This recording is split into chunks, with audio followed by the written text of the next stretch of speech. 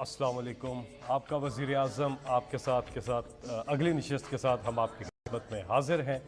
आपकी स्क्रीन पे नंबर आ रहा है 019224900। इस नंबर पे आप बराह रास्त वज़ीर आज़म पाकिस्तान इमरान खान साहब से बात कर सकेंगे। सबसे पहले अल्लाह ताला ने कुरान पाक में इरशाद फरमाया कि अल्लाह ताला और उसके फ़रिश्ते नबी अकरम सल्लल्लाहु अलैहि वसल्लम पर दरूद और सलाम भेजते हैं, इसलिए ए ईमान वालों तुम भी आप सल्लल्लाहु अलैहि वसल्लम पर दरूद भेजा करो। एक बार सब दरूद शरीफ पढ़ लीजिए सल्लल्लाहु अलैहि वसल्लम। वज़ीर आज़म साहब आपका बहुत बहुत शुक्रिया। प्रोग्राम के आगाज़ में अगर आप कुछ कहना चाहें तो फिर हम कॉलर्स की तरफ जाएंगे। जी बिस्मिल्लाहिर्रहमानिर्रहीम, इय्याका नअबुदु व इय्याका नस्तईन। मैं सबसे पहले आज कोरोना के ऊपर बात करना चाहता हूँ। इस वक्त पाकिस्तान में चौथा कोरोना का वेव आया हुआ है और ये जो हम दुनिया में देख रहे हैं, ये जो इंडियन वेरिएंट है जिसको डेल्टा वेरिएंट कहते हैं, जो हिंदुस्तान से आया है, ये बाकी सबसे ज़्यादा ख़तरनाक है। क्यों ख़तरनाक है? क्योंकि ये ज़्यादा तेज़ी से फैलता है। और इसलिए मैं ज़रा शुरू में 2-3 आपसे बातें कर दूं। देखिए, अल्लाह ने अभी तक हमारे पे बहुत करम किया। हमने फ़ैसले सही किए, मुश्किल फ़ैसले किए, लेकिन टाइम पे फ़ैसले किए। उसकी वजह से हमने अपने लोगों को भी बचा लिया, अपनी माइशत को भी बचा लिया और फिर लोगों को कोरोना से भी बचा लिया। और हमारी मिसाल दी जाती है दुनिया में। आपको पता है कि वर्ल्ड इकनॉमिक फोरम के मुताबिक पाकिस्तान तीसरे नंबर पे वो मुल्क है जिसने सबसे बेहतरीन तरीके से ये 2 रास्तों के बीच में अपने मुल्क को बचा के निकल गया।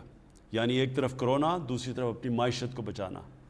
तो पाकिस्तान उन 3 मुल्कों में से, और वो जो 2 ऊपर के मुल्क हैं न्यूजीलैंड और हांगकॉन्ग, गालिबन वो छोटे छोटे मुल्क हैं, उनके लिए 40-50 लाख 60 लाख लोग होंगे। यहाँ 22 करोड़ लोगों को इस मुश्किल वक्त से निकालना, ये अपनी NCOC जो हमारी टीम बैठी थी जिसने हमें एडवाइज़ किया, मुसलसल साइंटिफिक फ़ैसले करवाए, दुनिया का डेटा देखा, और उसके बाद हमारी कौम ने भी हमारे साथ बड़ी, यानी मैं आप सबका शुक्रिया अदा करना चाहता हूँ कि बड़ी आपने हमारे साथ तावन किया। एक ख़ास चीज़ बताना चाहता हूँ कि मस्जिदें सारी दुनिया में रमज़ान में मस्जिदें बंद हुई इस पाकिस्तान में, और अपने उलमा का ख़ास तौर पे मैं शुक्रिया अदा करना चाहता हूँ कि आपने फिर वो जो SOPs हमने कहा था कि एहतियात करें मस्जिदों में जाते हुए, वो आपने की। लेकिन ये जो चौथा अब फेज़ है, इसमें मैं अपनी कौम के सामने ये जो बात रखना चाहता हूँ वो ये है कि देखें, SOPs का सबसे आसान है मास्क पहनना। मास्क पहनने से सारी दुनिया का भी ये तजर्बा है कि 60-70% चांस कम हो जाती है फैलने के लिए। तो पहले तो मैं सबसे आपसे दरख्वास्त करूँगा कि मास्क, जिधर लोग ज़्यादा हैं मास्क पहने। बाहर फिर भी गुजारा हो जाता है अगर फासले पे लोग और खुला आसमान हो, लेकिन कमरों के अंदर जिधर भी लोग, ज़्यादा लोग एक कमरे में कम जगह पे हैं, उधर हमेशा मास्क पहने। हमारा थोड़ा सा मसला हुआ हमारी फेडरल गवर्नमेंट और सिंध गवर्नमेंट का। सिंध गवर्नमेंट की कोशिश थी कि लॉकडाउन कर दें, और मैं फॉलो कर रहा था। देखिए, मसला क्या है, लॉकडाउन बिल्कुल ठीक फ़ैसला है। अगर आप लॉकडाउन करेंगे तो उसका फैलाव कम हो जाएगा, क्योंकि अगर एक्टिविटी रुक जाएगी तो चांसेस हैं वो कम तेज़ी से फैलेगी। लेकिन मसला ये है कि हमने दूसरी तरफ देखना है कि लॉकडाउन से क्या हम अपने मुल्क को, अपनी माइशत को बचा लेंगे, और उसके बाद जो भूख पैदा होगी, जो फिर दिहाड़ीदार है, ख़ास तौर पे जो हमारे गरीब तबका है, वो कैसे गुजारा करेगा लॉकडाउन में? अगर मसलन वो अपने छाबड़ी है, उसकी छोटी दुकान है, टैक्सी है, ये सारे लोग जो पैसा कमाते हैं और फिर अपने बच्चों को खिलाते हैं, अपने घरों को खिलाते हैं, इनका क्या बनेगा? सो जब तक हम इसका जवाब आपके पास नहीं है, कभी लॉकडाउन ना करें। हिंदुस्तान ने अपनी तबाही कर ली, آج ہندوستان کے اندر حالات دیکھیں, غربت دیکھیں, ان کی معیشت کا حال دیکھیں. وہ کدھر تھی, پاکستان کدھر تھا. آج اللہ کا شکر ہے پاکستان کدھر ہے اور ہندوستان کی تباہی کتنی ہوئی, کیونکہ ان کی گورنمنٹ نے ایک دم لاک ڈاؤن کر دیا, سوچے سمجھے بغیر کہ بیچارے لوگوں کو کیا بنے گا, لوگ ٹریول کس طرح کریں گے, باہر سے مزدور کام کرنے آئے دیہاتوں سے. انہوں نے اس کا کچھ نہیں سوچا. انہوں نے اوپر کی کلاس کا سوچا, جو ہماری طرح کے لوگ ہیں جن کو ایک دم خوف ہو گیا جب دیکھ رہے ہیں کہ تیزی سے پھیل رہی ہے, لوگ مر رہے ہیں, ہم جانے والے لوگ. تو انہوں نے صرف ایلیٹ کا سوچا, اوپر کے لوگوں کا سوچا جو پیسے والے ہیں. انہوں نے نہیں سوچا کہ وہ نیچے جو لوگ ہیں, جو محنت کش بیچارے لوگ ہیں, ان کا کیا بنے گا. تو اس لیے سندھ گورنمنٹ کو صرف ہمارا یہ ہے کہ دیکھیں جب آپ لاک ڈاؤن کرتے ہیں تو اپنے ذہن میں ڈال لیں کہ آپ لوگوں کو بھوکا رکھیں گے, اور اگر آپ کے پاس وسائل ہی نہیں ہیں لوگوں تک کھانا پہنچانے کے لیے تو بھوکے لوگوں کو آپ لاک ڈاؤن نہیں کر سکتے. میں اگر میرے بچے بھوکے ہیں گھر میں تو مجھے آپ کیسے کہیں گے کہ نہیں جی آپ باہر نہ جائیں کیونکہ لوگوں کو کرونا پھیل جائے گی. تو اس لیے ہمارا اب تک یہی اپنی حکمت کو استعمال کرتے ہوئے, دونوں طرف مسئلے ہیں, ایک طرف معیشت ہے, ایک طرف ہماری کرونا کا پھیلنا ہے, تو یہ بڑا سوچ سمجھ کے اس میں سے نکلنا ہے. تو جو سمارٹ لاک ڈاؤن ہے, یعنی کہ علاقے جو زیادہ تیزی سے پھیل سکتی ہیں ان کو, مثلا شادی, جب لوگ شادی پہ کھانے پہ اکٹھے ہوتے ہیں تیزی سے پھیل جاتی ہے, ریسٹورنٹس میں تیزی سے, تو ادھر تو تھوڑی دیر کریں. اسکولوں میں جب تک بچوں کو اور ٹیچرز کو ٹیکے نہ لگائیں اسکول بھی نہ کھولیں, کیونکہ اسکولوں میں بھی بڑی جلدی پھیل جاتا ہے. تو اصل اس کا علاج ایک ہی ہے, ویکسینیشن, ٹیکے لگانے کا. ابھی تک پاکستان نے 4 کروڑ 3 کروڑ لوگوں کو اب تک ہم ٹیکے لگا چکے ہیں, اور جن کے نہیں لگے, اور خاص طور پہ جب آپ سمجھتے ہیں کہ ادھر آپ کے کام ہیں جدھر زیادہ لوگ ہیں, آپ کو فوری طور پہ ٹیکے لگوانے چاہیے. ہم اب پوری گورنمنٹ کوشش کر رہی ہے کہ کوئی کمی نہ ہو ہماری ویکسینیشن پہ, لیکن اس کا حل صرف ویکسینیشن ہے, ٹیکہ لگانا. اس کے علاوہ حکمت استعمال کرتے ہوئے ہمیں اس میں سے نکلنا پڑے گا. لیکن کسی صورت ہماری معیشت اتنے مشکل وقت سے نکلی ہے, اور اللہ کا کرم ہے کہ اب اوپر جا رہی ہے. ہم نے کسی صورت لاک ڈاؤن کر کے اپنی معیشت کو تباہ نہیں کرنا. جی, پروگرام کے پہلے کالر. السلام علیکم. وعلیکم السلام. جی, کون بات کریں گے, کہاں سے؟ جی میں اسلام آباد سے بات کر رہی ہوں, قمر جہاں. جی, کیا بات کریں گے آپ وزیر اعظم صاحب سے؟ جی میں بات کرنا چاہ رہی ہوں کہ وزیر اعظم صاحب سے, میرے شوہر کالج سے وائس پرنسپل ریٹائر ہوئے ہیں اور وہ اب فالج کی بیماری سے مکمل بیڈ پر ہیں. میری 3 بیٹیاں ہیں جن کی شادیاں کرنی ہیں, بیٹا بھی نہیں ہے. میں کرائے کے مکان میں ایک مشکل وقت میں گزارا کر رہی ہوں. اخراجات اور شوہر کی بیماری پر آنے والے اخراجات کی وجہ سے میں مقروض بھی ہو چکی ہوں. تو آج سے 10 سال پہلے ہم نے 60 لاکھ روپے مضاربہ کاروبار میں لگایا تھا. وہ بندہ پیسے لے کے بھاگ گیا, پھر نیب نے اس کو پکڑ لیا. 10 سال ہو گئے ہیں, کیس نیب میں ہی ہے. نیب نے ریکوری کے لیے ہمیں کہا تھا کہ ریکوری ہو رہی ہے, لیکن ہمیں تو کوئی ایسی اطلاع بھی نہیں ملی اور نہ ہی ہمیں کوئی پیسہ ملا ہے. تو اس طرح کرتے ہیں کہ اگر آپ ان کو کانٹیکٹ کر کے ان سے پوچھ لیں گے تو ہم پھر پوری کوشش کرتے ہیں کہ آپ کا اس کو جو کیس ہے اس کو ہم تیزی سے سالو کریں. جی, اگلے کالر ہمارے ساتھ 92249000, یہ نمبر آپ کی اسکرین پہ بھی آ رہا ہے, آپ اس پہ کال کر سکتے ہیں. 10 لائنز ہیں اس نمبر پر, اور ہماری کوشش ہوگی کہ زیادہ سے زیادہ کالرز کو ہم پروگرام کے اندر شامل کر سکیں. السلام علیکم. جی السلام علیکم. جی, وعلیکم السلام. جی, کون صاحب کہاں سے اور کیا بات کریں گے وزیر اعظم صاحب سے؟ میں سعید بہادر علی سالک تمغہ امتیاز بول رہا ہوں, جی بی کے علاقہ گلشن کبیر سیاچن کے دامن سے بول رہا ہوں. جی میں بڑا خوش قسمت آدمی ہوں کہ اپنے ملک کے پہلے اب تک کے ایسے آؤٹ اسٹینڈنگ ویژنری شفاف پہلوس مخلص اور دلیر وزیر اعظم سے بات کرنے کا شرف حاصل کر رہا ہوں. میں سب سے پہلے وزیر اعظم صاحب کا شکریہ ادا کرتا ہوں جنہوں نے بڑی فراخ دلی کے ساتھ 270 ارب روپے کا خصوصی پیکیج دیا جی بی کو, جس میں ہمارے وزیر اعلیٰ کا بھی ہاتھ ہے, ان کی کوششیں ہیں. میں بلتستان کے حوالے سے، گلگت بلتستان کے حوالے سے 3 اہم مسائل کی طرف نشاندہی کرنا چاہتا ہوں. امید ہے کہ ہمارے وزیر اعظم ان پر خصوصی توجہ فرمائیں گے. پہلا مسئلہ یہ ہے کہ گلگت بلتستان بہت پسماندہ اور زور افتادہ علاقہ ہے، اور بھٹو مرحوم کی حکومت میں سبسڈی گندم پر دی گئی تھی. اس وقت کی آبادی اور آپ کی آبادی میں بڑا فرق ہے، آج دگنے سے بھی زیادہ بڑھ چکا ہے. اس میں خاطر خواہ اضافے کی ضرورت ہے. دوسرا مسئلہ یہ ہے کہ وزیر اعظم جناب عمران خان کے ویژن کے مطابق ان علاقوں میں سیاحت کی ترقی پر خصوصی توجہ دی جا رہی ہے. پہلی مرتبہ ملک کے تمام شہروں سے پروازیں آ رہی ہے، بیرونی پروازیں بھی شروع ہونے والی ہے، اور بائی روڈ بھی لوگ سیاح بہت سے ان علاقوں کی طرف آ رہے ہیں. لیکن سہولتوں کا فقدان ہے، افراتفری کا عالم میں پیٹرولیم کی شارٹیج ہے، اور بجلی اور نیٹ کا نظام صحیح نہیں ہے. تو ان چیزوں کو ریگولرائز کرنے کی ضرورت ہے. چھوٹی سی انتظامیہ ان پہ قابو پانا ان کے لیے بہت مشکل ہے. جی بہت بہت شکریہ. گزارش یہ ہے کالر سے کہ اپنی بات کو مختصر رکھیے تاکہ زیادہ سے زیادہ لوگوں کو موقع مل سکے کہ وزیر اعظم صاحب سے وہ بات کر سکیں. ہم اگلے کالر کی جانب جائیں گے. جی السلام علیکم. جی السلام علیکم. جی وعلیکم السلام. جی کون صاحب کہاں سے بات کر رہے ہیں؟ جی میں کاشف جوید بات کر رہا ہوں گجرانوالہ سے. جی کیا بات کریں گے جی وزیر اعظم صاحب سے آپ؟ جی سر میرے وزیر اعظم بات سن رہے ہیں؟ جی السلام علیکم. جی وعلیکم السلام. جی میں مسیح مذہب سے میرا تعلق ہے، اور ہر محکمے میں ہمارا 5% کوٹا آتا ہے، جو کہ ایک عرصہ دراز سے ہمیں نہیں دیا جا رہا. اور میری آپ سے درخواست ہے کہ آپ کے دورے حکومت سے ہمیں بہت سی امید ہے، اور ہم میرٹ کے باوجود بھی ہمیں یہ سیٹیں نہیں دیتے. پوری اقلیت کا یہی مسئلہ ہے. تو میری آپ سے درخواست ہے کہ آپ ہمارے جو حقوق ہے وہ ہمیں دیں.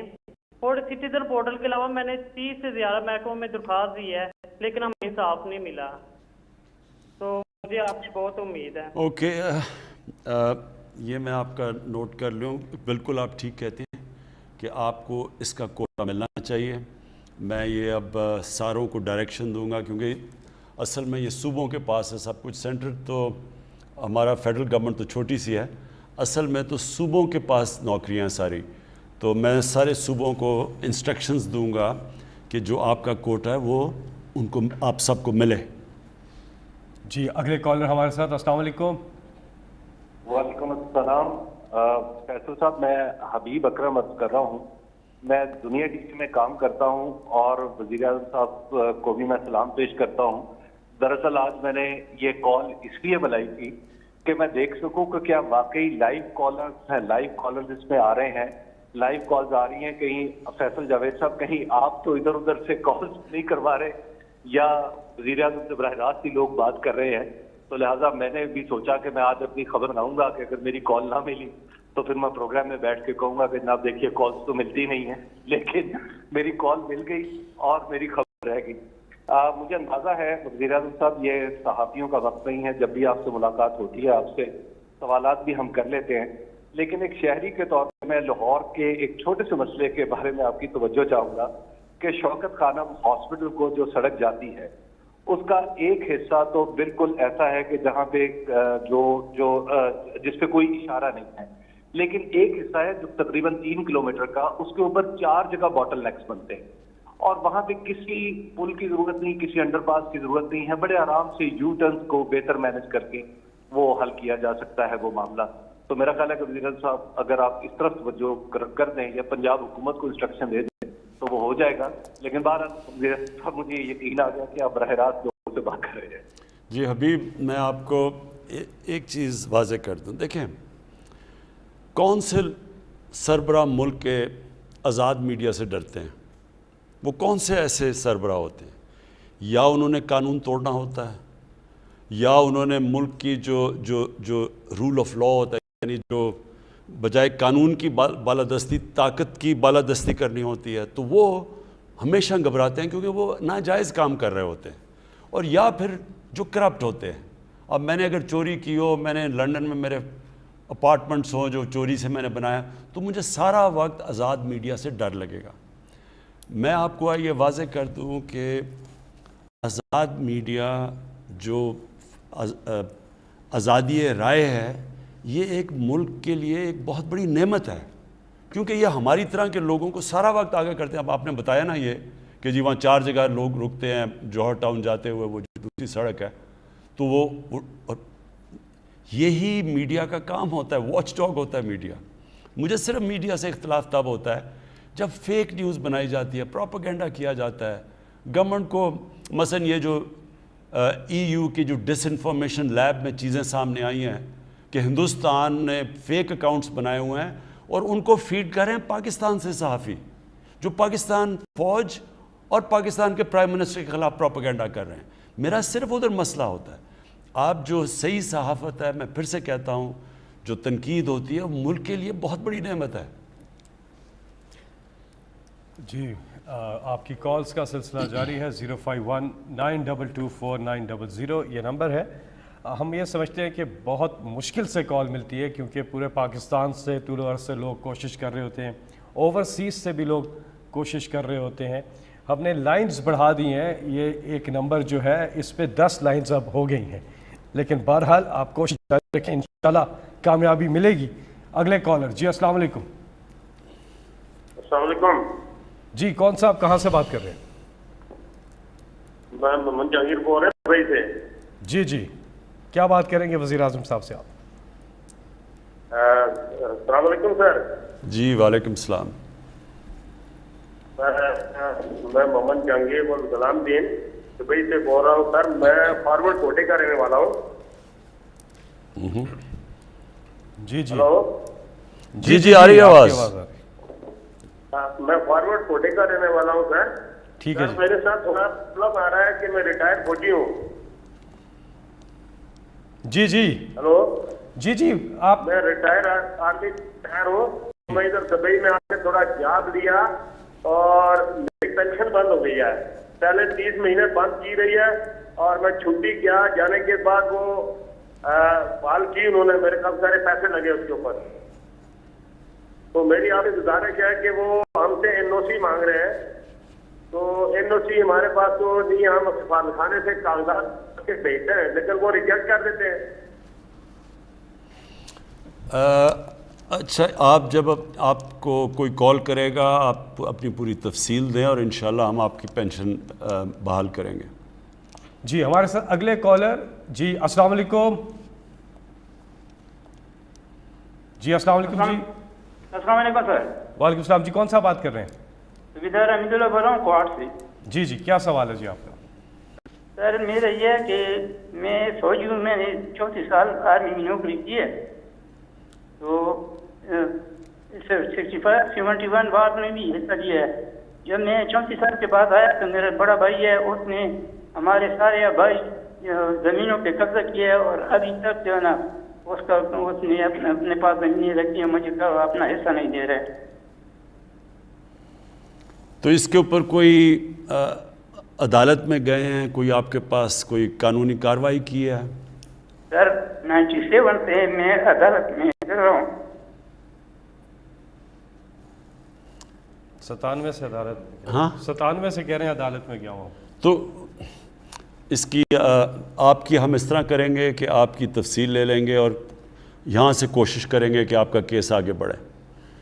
جی کنٹرول روم میں آپ کا نمبر ہے، تو آپ سے وزیر اعظم آفس کی جو ٹیم ہے وہ رابطہ کرے گی. جی آپ ہم سے رابطہ کر رہے ہیں 05192249000 اس نمبر پہ. ساتھ ہی میں سوشل میڈیا پر بھی آپ اپنے سوالات پوسٹ کر رہے ہیں. اور انشاءاللہ اپنی جو اگلی ہماری یہ آپ کا وزیر اعظم پروگرام ہوگا اس میں پھر ہم بتائیں گے آپ کو کہ کیا مسئلے آئیں. جو آپ چیزیں بتا رہے ہیں یہ ہم اگلے پروگرام پہ آپ کو بتائیں گے کتنے حل ہوئے اور اگر حل نہیں ہوئے تو اس کا مسئلہ کیا ہے. جی اس کے ساتھ ایک اور نمبر بھی آپ نوٹ فرما لیجئے، وہ ہے سٹیزن پورٹل کا. سٹیزن پورٹل پہ ایک تو ایپ ہے وہ آپ اپنے موبائل فون پر ڈاؤن لوڈ کر سکتے ہیں. دوسرا ایک ٹیلی فون نمبر بھی ہے جس پہ آپ رابطہ کر کے اپنی شکایت وہاں پر بھی درج کروا سکتے ہیں، اور وہ نمبر ہے 05190000111 90000111 یہ نمبر ہے. جی اگلے کالر. السلام علیکم. جی وعلیکم السلام سر. جی کون صاحب کہاں سے بات کر رہے ہیں؟ وزیر اعظم صاحب سے بات کیجیے گا. جی सर मोहम्मद बख्श राजनपुर से बात कर रहा हूँ। खान साहब खैरियत से हैं? ठीक हैं सर? जी मेहरबानी, शुक्रिया। खान साहब मेरी अर्ज है कि मैं वफाक की ज़मीन काश्त करता हूँ, एक आम काश्तकार और अनपढ़ इंसान हूँ। मैंने ठेके पे ली हुई है, हर साल मैं उसके पैसे भी अदा करता हूँ, सारा कुछ। हुकूमत की 19 और 20 में एक पॉलिसी बनाई गई थी, हमारी फसलों का नुकसान हुआ था, उसमें इमदाद दी गई थी, मुझे शामिल नहीं किया गया, जबकि मैं कमा के खुद हुकूमत को देता हूँ। और दूसरी बात यह है खान साहब के पंजाब गवर्नमेंट जो सब्सिडी दे रही है वो असर रसूख वाले लोगों को मिल रही है मिली भगत के साथ। मैंने सेक्रेटरी लाहौर तक अपने जोर लगाए हैं, दरखास्तें दी हैं, फोन भी किया है, किसी ने नहीं सुनी। हम काश्तकार हैं, हम एक मान बेचने जाते हैं तो हमसे 1 किलो इजाफी लिया जाता है। ऑनलाइन पेमेंट की हुकूमत कोई टैक्स नहीं लेती है काश्तकारों को, जबकि 600 रुपया 1 लाख के पीछे इनकी ऑनलाइन पेमेंट आती है, टैक्स भी ले लेते हैं।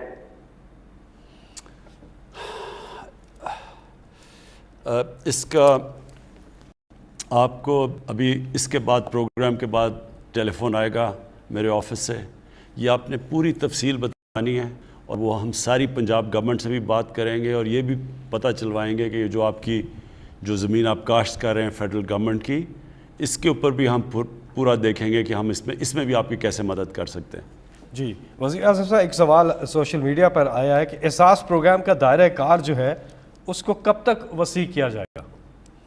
देखें, एहसास प्रोग्राम के तो काफ़ी इस वक्त कर्ज़े भी दिए जा रहे हैं, देहात के अंदर ख़वातीन को मवेशी और चीज़ें दी जा रही हैं ताकि वो अपनी आमदनी बढ़ा सकें। लेकिन जो एक सबसे बड़ा हमारा प्रोग्राम है वो हमारे जो डेटा सारे पाकिस्तान का अब हमें मिल गया। ये बहुत बड़ी बात है कि सारे पाकिस्तान का अब हमें पता चल गया है कि कितने घराने हैं इस मुल्क में जिनकी कितनी आमदनी है, फिर उससे ऊपर कितने घराने हैं, फिर उससे ऊपर। अब हमारे पास डेटा ऐसा आ गया है कि हमें अब डायरेक्ट लोगों को यानी हमें पता चल जाएगा, मसलन अगर आटे की कीमत ऊपर जाती है तो कौन से घराने होंगे जो ज़्यादा मुतासर होंगे, जिनकी आमदनी का ज़्यादातर हिस्सा चला जाता है खाना पीना की चीज़ों के ऊपर, तो उनको फिर हमने डायरेक्ट सब्सिडाइज़ करेंगे। और ये दिसंबर से शुरू हो जाएगा। ये पहली दफ़ा पाकिस्तान में होगा कि हम 40% जो निचला तबका है हमारा, उसको डायरेक्ट हम उनको सब्सिडाइज़ करेंगे, यानी खाने पीने की चीज़ों पे महंगाई से बचाने के लिए उनके पास डायरेक्ट सब्सिडी जाएगी। ये हमारा सबसे बड़ा प्रोग्राम है और इंशाल्लाह दिसंबर में शुरू हो जाएगा। जी, यहाँ पे वक्त हुआ एक वक्फे का, उसके बाद फिर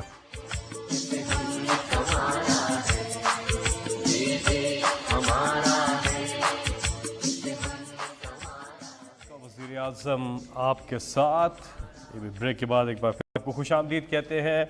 वज़ीर आज़म साहब, सोशल मीडिया पे एक सवाल आया है कि तलहा तालिब ने ओलंपिक्स में बग़ैर हुकूमत के सपोर्ट के वेट लिफ्टिंग में मुल्क का नाम रोशन किया और सिर्फ चंद किलोग्राम से तगमे से वो महरूम रहे।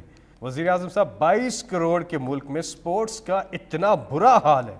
आप हमेशा से बात करते रहे हैं टैलेंट की, लेकिन यहाँ पर स्पोर्ट्स का जवाल क्यों? देखिए, मैं इसमें ज़रूर कहूँगा कि मुझे जो टाइम देना चाहिए था स्पोर्ट्स को वो मैं नहीं दे सका, क्योंकि स्पोर्ट्स तो मैं जानता हूँ बाकी चीज़ों से तो ज़्यादा मेरी अगर ट्रिपल PhD है वो स्पोर्ट्स के अंदर है।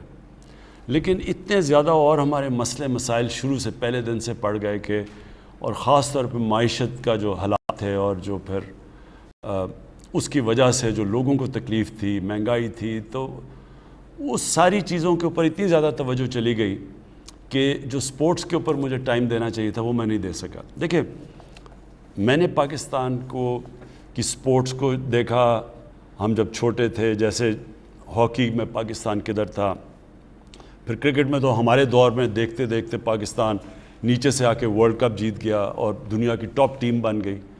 और स्क्वॉश के अंदर हमारे पास 2 जायंट्स थे, जानशेर और जहांगीर खान, जिन्होंने 10-10 साल दुनिया की स्क्वॉश को डोमिनेट किया। तो हमने वो दौर देखा हुआ है और फिर डिक्लाइन देखी इसकी। और बदकिस्मती से जो हम नीचे आए हैं ना पाकिस्तान में, ये जो 2 ख़ानदानों ने इस मुल्क को तबाही की है, एक तो पैसा लूटना है ना, एक इदारे तबाह किए। पैसे लूटने के लिए आपको इदारों को कमज़ोर करना पड़ता है। मसलन अगर आपके इदारे ठीक हो, मैं पैसा कैसे बनाऊंगा? میں ایف بی آر کو اپنا آدمی بٹھاؤں گا, میں اگر نیشنلائز بینکس کو لوٹنا ہے تو ادھر اپنے پریزیڈنٹس بٹھاؤں گا, ان کے ذریعے لونز لوں گا, معاف کرواؤں گا. تو سارے آہستہ آہستہ جو ادارے نیب, اب نیب کب سے فنکشن کر رہی ہے؟ پہلی دفعہ ہے کہ بڑے بڑے ناموں کو نیب نے پکڑا. پہلے تو چھوٹے چھوٹے لوگوں کو پکڑتی تھی, تو نیب کے ہوتے ہوئے کرپشن بڑھتی جا رہی تھی. اب شور جو مچا ہوا ہے وہی قانون ہے, وہی نیب ہے, وہی 20 سال سے قانون ہے. وہ تب تو 10 سالوں میں جب یہ تھے تو اصول نہیں بدلا, کیونکہ انہوں نے اپنے آدمی بٹھا کے تو نیب کو بالکل اپنے فائدے کے لیے کیا ہوا تھا. بے شرمی سے اور بے دردی سے ملک کو لوٹا, کیونکہ پتہ تھا نیب میں اپنا آدمی بٹھایا ہوا ہے. اب اسی نیب کے ہوتے ہوئے ان کی چیخیں نکل گئی ہیں سب کی. اسی طرح جس طرح نیب کا ادارہ تباہ کیا, اسی طرح سارے ادارے تباہ ہوئے. سپورٹس کے اداروں کے اوپر اپنے لوگ بٹھا دیے, سفارشی بٹھا دیے. وہ سپورٹس دیکھتے دیکھتے ہماری آنکھوں کے سامنے کدھر سے کدھر پہنچ گئی. دیکھیں, سپورٹس ایک ایسی چیز ہے, یہ سمجھنے کی بات ہے کہ ہمارا دنیا سے مقابلہ ہو رہا تھا, ہم دنیا سے مقابلہ کر رہے ہوتے. اب دنیا کے اندر جدھر ان کے ادارے اچھے ہوتے ہیں وہ مسلسل اپنی سپورٹس کو اور کمپیٹیٹو کرتے جا رہے ہوتے ہیں, وہ نئی ٹیکنیک سوچ رہے ہوتے ہیں, وہ اپنے میرٹ کو اوپر لانے کے بہتر طریقے سوچ رہے ہوتے ہیں, وہ اپنی جو لیٹسٹ ٹریننگ ٹیکنیکس ہیں وہ لے کے آ رہے ہوتے ہیں, کیونکہ وہاں پروفیشنلز بیٹھے ہوتے ہیں اداروں کے اوپر. ہمارا مسئلہ کیا ہے کہ ہم وہ جہانگیر خان اور جانشیر خان 10-10 سال اسکواش کے ورلڈ چیمپئن بن گئے. کسی نے یہی نہیں سوچا کہ اسکواش کو ایک ادارہ بنایا جائے پاکستان میں, جدھر سارے ملک سے کمپٹیشن کریں اور ٹیلنٹ ان دو کے سر کے اوپر ہم نے سمجھا کہ جناب ہماری اسکواش بہت اچھی ہے.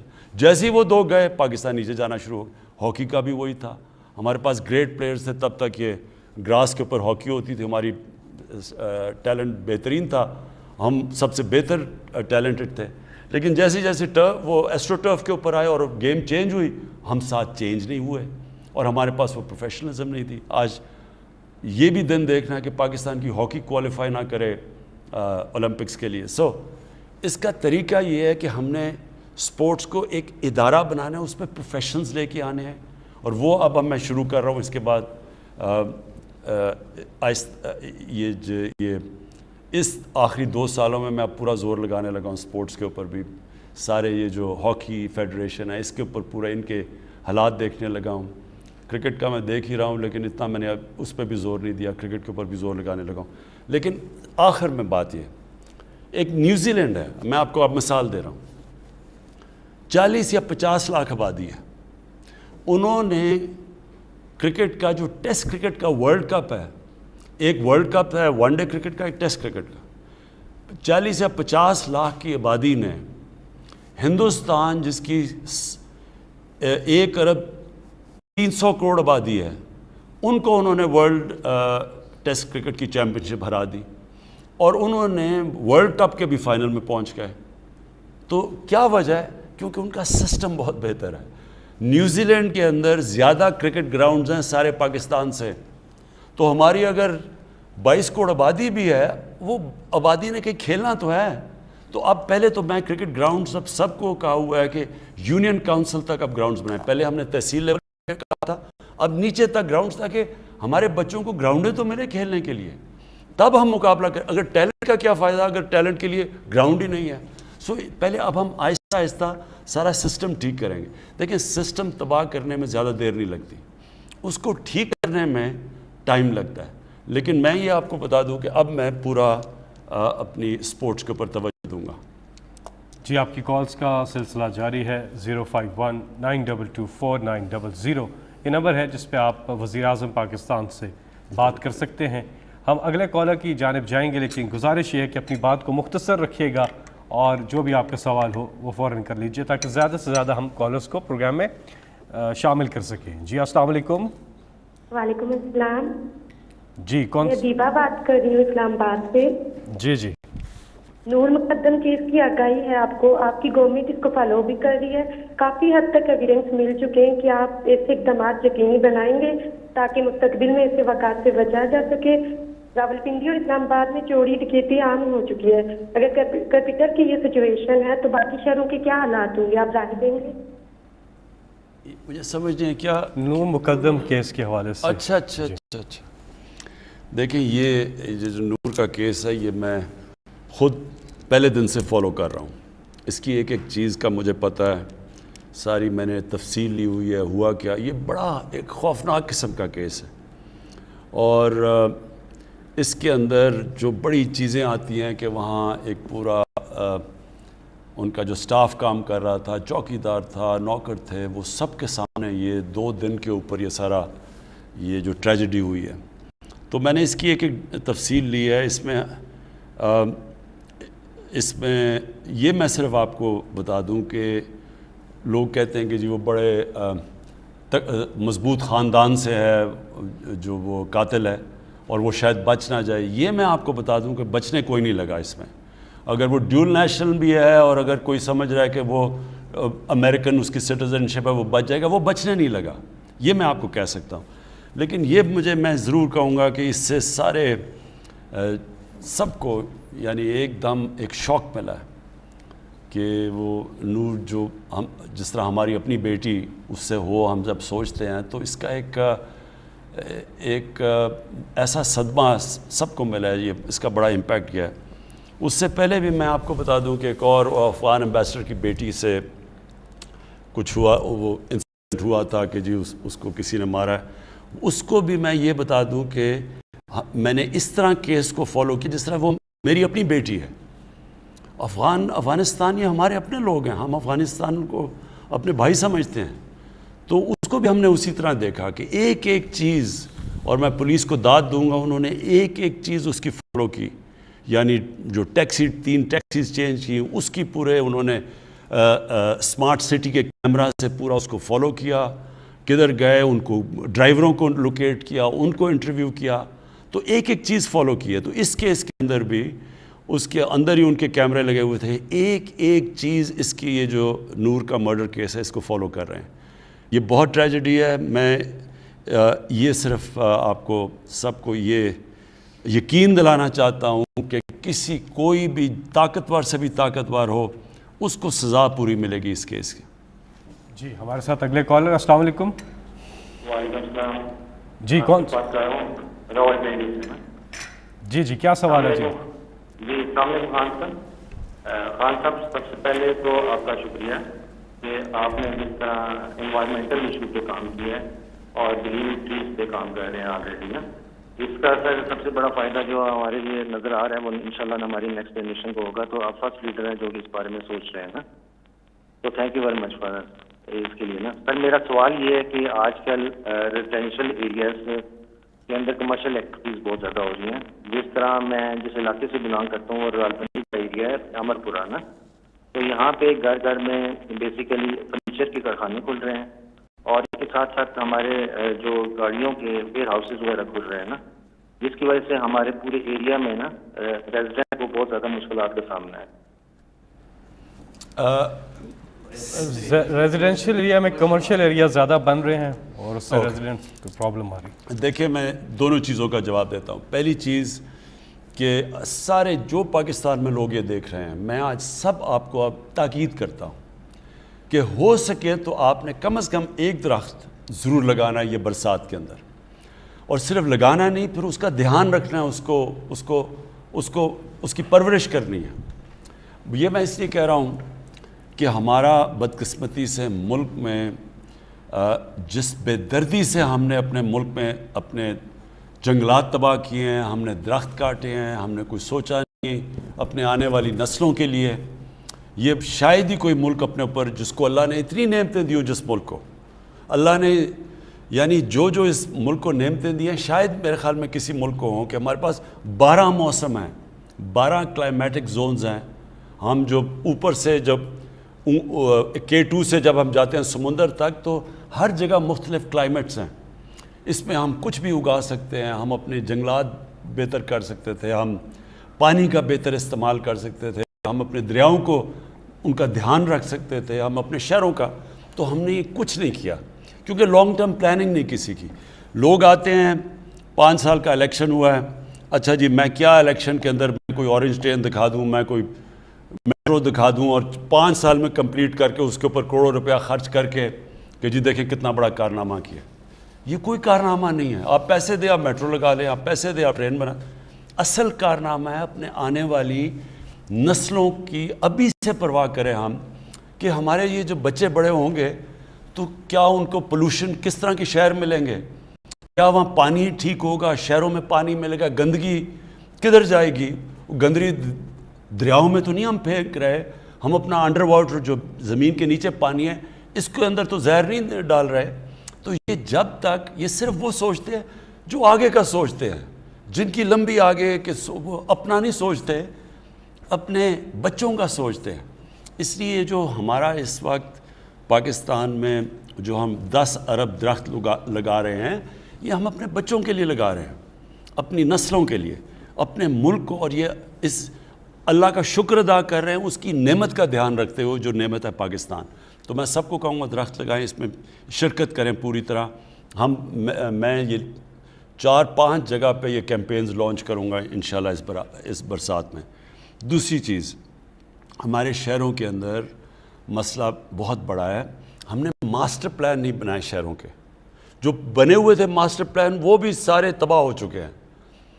اسلام آباد میں ذرا آپ اگر دیکھ رہے ہوں تو میں آپ کو بتاؤں کہ کس طرح ہم نے کیونکہ سوچا سمجھا نہیں تو ہوا کیا اس ملک کے ساتھ. اسلام آباد ایک واحد پلانڈ سٹی تھی پاکستان کی, جس میں پتہ تھا ہرے علاقے کدھر ہیں, سڑکیں کدھر بنیں گی, گھر کدھر بنیں گے, کمرشل ایریاز کدھر ہیں. وہ ماسٹر پلان بنا ہوا تھا. وہ ماسٹر پلان کی اتنا دھجیاں اڑائی گئیں کہ آج آپ یہ دیکھیں کہ 1960 سے 2010 تک جتنی بھی اسلام آباد میں ڈیولپمنٹ ہوئی تھی, 2010 سے لے کے 2020 تک اتنی ڈیولپمنٹ 10 سالوں میں ہو گئی ہے. ہمارے گرین ایریاز چلے گئے ہیں, یہاں سے لے کے مری تک جائیں تو راستے میں ساری کنسٹرکشن شروع ہو گئی ہے. کسی نے یہ نہیں دیکھا کہ پانی کدھر سے آئے گا, کسی نے یہ نہیں دیکھا گندگی کدھر جائے گی, وہ ساری راول لیک میں چلی جاتی ہے یا جو جاتا ہے پنڈی کے لیے. تو اب میں نے ہر جگہ آرڈر کیا ہے کہ ہر شہر کے ماسٹر پلان بنیں گے. ماسٹر پلان کا مطلب یہ ہے کہ شہر ایک حد سے آگے نہیں پھیلے گا, کیونکہ ہمارے ہرے علاقے ختم ہوتے جا رہے ہیں, ان کو روک دیں گے شہروں کو. شہر بجائے ادھر جانے کے اوپر جائیں گے جو ساری دنیا میں ہے. اب دبئی ہے, دبئی اوپر گیا ہوا ہے, اگر دبئی پھیل جائے تو وہ کہاں سے کہاں پہنچ جائے. جس طرح نیو یارک ہے, اب نیو یارک اوپر گیا ہوا ہے, اگر نیو یارک کو اس طرح پھیلنا شروع ہو جائے تو وہ نیو یارک میں تو کبھی نہ وہ پانی دے سکتے ہیں, نہ بجلی دے سکتے ہیں, نہ امینٹیز دے سکتے ہیں. لہٰذا ہمارے اب شہروں کو ہمیں روکنا پڑے گا. اور پھر جدھر ہم نے دیکھا نیا شہر بنائیں گے, جس طرح راوی سٹی بنا رہے ہیں لاہور میں. راوی سٹی کا مقصد کیا ہے؟ پہلے تو راوی کو بچانا. راوی ایک گندا نالا بن چکا ہے, اس کو ڈیم کر کے اس کا پانی اوپر لا کے لیک بنا کے, تاکہ لاہور کا پانی نیچے جا رہا ہے. لاہور میں تھوڑی دیر میں ٹینکر مافیا آ جائے گا جس طرح کراچی میں, کیونکہ وہاں پانی اتنا نیچے چلا گیا. اس لیے پہلے لیک بنا رہے ہیں تاکہ گراؤنڈ واٹر اوپر جائے, پھر اس کو اوپر لے کے جا رہے ہیں شہر کو, ماڈرن سٹی بنا رہے ہیں. پھر وہاں پورا جنگل اگا رہے ہیں ساتھ, تاکہ وہاں پولوشن کم ہو, تاکہ وہ ابزارب کرے پولوشن. اسی طرح کراچی میں ہم نے بنڈل آئلینڈ کا سوچا ہوا تھا. بدقسمتی سے سندھ کی حکومت اس نے اس کو ہمیں بنانے نہیں دے رہی, اور وہ مجھے کچھ سمجھ نہیں آتی, کیونکہ سارا فائدہ سندھ کا ہے. پیسے بھی سندھ میں, نوکریاں بھی سندھ میں, فائدہ بھی کراچی کا. جو بچ جائے گا کراچی بھی پھیلتا جا رہا ہے. کوئی وجہ ہے جو انہوں نے روکا ہوا ہے. لیکن شہروں کو اب ہمیں روکنا پڑے گا, ماسٹر پلانز بنانے پڑیں گے, گرین ایریاز وہاں بچانے پڑیں گے, وہ بھی غائب ہو گئے ہیں. اور پھر ویسٹ ڈسپوزل, یعنی گندگی کدھر جائے گی, اس کی پھر ٹریٹمنٹ پلانٹس, جو کہ اب لاہور میں 3 ٹریٹمنٹ پلانٹ بنائیں گے, اور وہ ٹریٹ کر کے پانی راوی میں ڈالیں گے. راوی بھی بہتر ہو جائے گا, اور پھر جو گراؤنڈ واٹر ہے وہ بھی بچ جائے گا. جی وزیر اعظم صاحب, ایک اور سوال آیا سوشل میڈیا پہ, کہہ رہے ہیں سیالکوٹ کا بائی الیکشن اور آزاد کشمیر کے الیکشن, اپوزیشن دعویٰ کرتی ہے کہ دھاندلی سے آپ جیتے ہیں. دیکھیں, میں پھر سے جب میں کرکٹ کھیلتا تھا تو میری ساری کرکٹ اپنے اپنے امپائر ہوتے تھے. جو ملک میں کرکٹ کھیلو اس کا اپنا امپائر ہوتا تھا. تو جو ٹیم ہارتی تھی وہ زیادہ تر کہتی تھی دھاندلی ہوئی ہے, اور ہو بھی سکتی ہے, ہوتی بھی تھی. کئی دفعہ جو ہارتا تھا اس کو بہانہ مل جاتا تھا, کیونکہ جب ملک سے باہر جاتے تھے کہ اگر مضبوط ٹیم کے خلاف کھیلنا ہو تو آپ کہتے تھے جی ہم جیتیں کیسے، وہاں تو امپائر ان کے اپنے ہیں، اور پاکستان کبھی ہندوستان میں نہیں جیتا تھا، ہندوستان کبھی پاکستان میں نہیں جیتا تھا، کیونکہ ہمارے اپنے اپنے امپائر تھے. اور مجھے اس چیز کا بڑا فخر ہے کہ میں واحد وہ کیپٹن ہوں جو ٹیم لے کے گیا ہندوستان، اور ان کے امپائروں کے باوجود ہم جیت کے آئے. تو وہ کبھی ان دنوں میں ناممکن ہوتا تھا. تو اس لیے ہم نے پھر کیمپین کی نیوٹرل امپائرز کے لیے، اور میں نے وہ کیمپین لیڈ کی. اور پاکستان وہ ملک تھا جس نے پہلی دفعہ دنیا کی تاریخ میں نیوٹرل امپائرز لے کے آیا 1986 میں. اور اس کے علاوہ ہم نے پھر ٹیکنالوجی کا کہا کہ استعمال کریں. تو ان دونوں کی وجہ سے آج کرکٹ میں جو ہارتا ہے وہ ہار مان جاتا ہے. ہمارے زمانے میں ہار وہ کہتے تھے جی امپائروں نے ہرا دیا. اب یہی ہو گیا پاکستان میں. پہلی دفعہ ایک گورنمنٹ آئی ہے جس نے کہا کہ گورنمنٹ کہہ رہی ہے کہ ہم اب یہ الیکٹرل سسٹم کو ٹھیک کریں تاکہ سب مان جائیں ہار جیت کو. یہ پہلی گورنمنٹ ہے ہماری. نہیں تو جو گورنمنٹ میں آتا ہے وہ کبھی چینج نہیں کرتا. وہ کیوں نہیں چینج کرتا؟ کیونکہ آپ گورنمنٹ میں بیٹھے ہوں تو آپ سمجھتے ہیں عملہ آپ کا نیچے لگا ہوتا ہے سارا. آپ الیکشن کمشنر بھی آپ اگر گورنمنٹ کی مرضی سے آتا ہے، الیکشن کمیشن بھی وہی ہوتی ہے.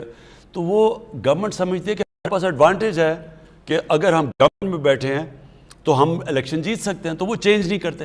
ہماری پہلی گورنمنٹ آئی ہے جس نے ہم نے پوری کوشش کر کے محنت کر کے دیکھا کہ کیسے ہمارا الیکٹرل سسٹم ٹھیک ہو سکتا ہے. اور ہم ایک نتیجے پہ آئے ہیں کہ ایک ہی طریقہ ہے کہ الیکٹرانک ووٹنگ مشینز ہم لے کے آئیں. اس سے ہوگا جتنے بھی ہمارے مسئلے سب ختم ہو جاتے ہیں. ہمارے مسئلے شروع ہوتے ہیں ووٹنگ کے بعد، اور جب تک رزلٹ آتا ہے اس کے بیچ میں سارے دھاندلی جو کہ بیگز کھل جاتے ہیں، وہ ڈبل سٹیمپ کر دیتے ہیں، وہ فارم 40 نہیں بھرتا، یعنی ساری چیزیں وہاں. اگر الیکٹرانک ووٹنگ مشینز آ جائیں تو جیسے الیکشن ختم ہوتا ہے رزلٹ آ جاتا ہے. تو اب اتنی محنت سے ہم نے کام کیا ہے. 1 سال سے ہم لگے ہوئے ہیں اپوزیشن کو کہنا کہ یہ ہمارا سسٹم ہے، ہمارے ساتھ مل کے ریفارمز کرو.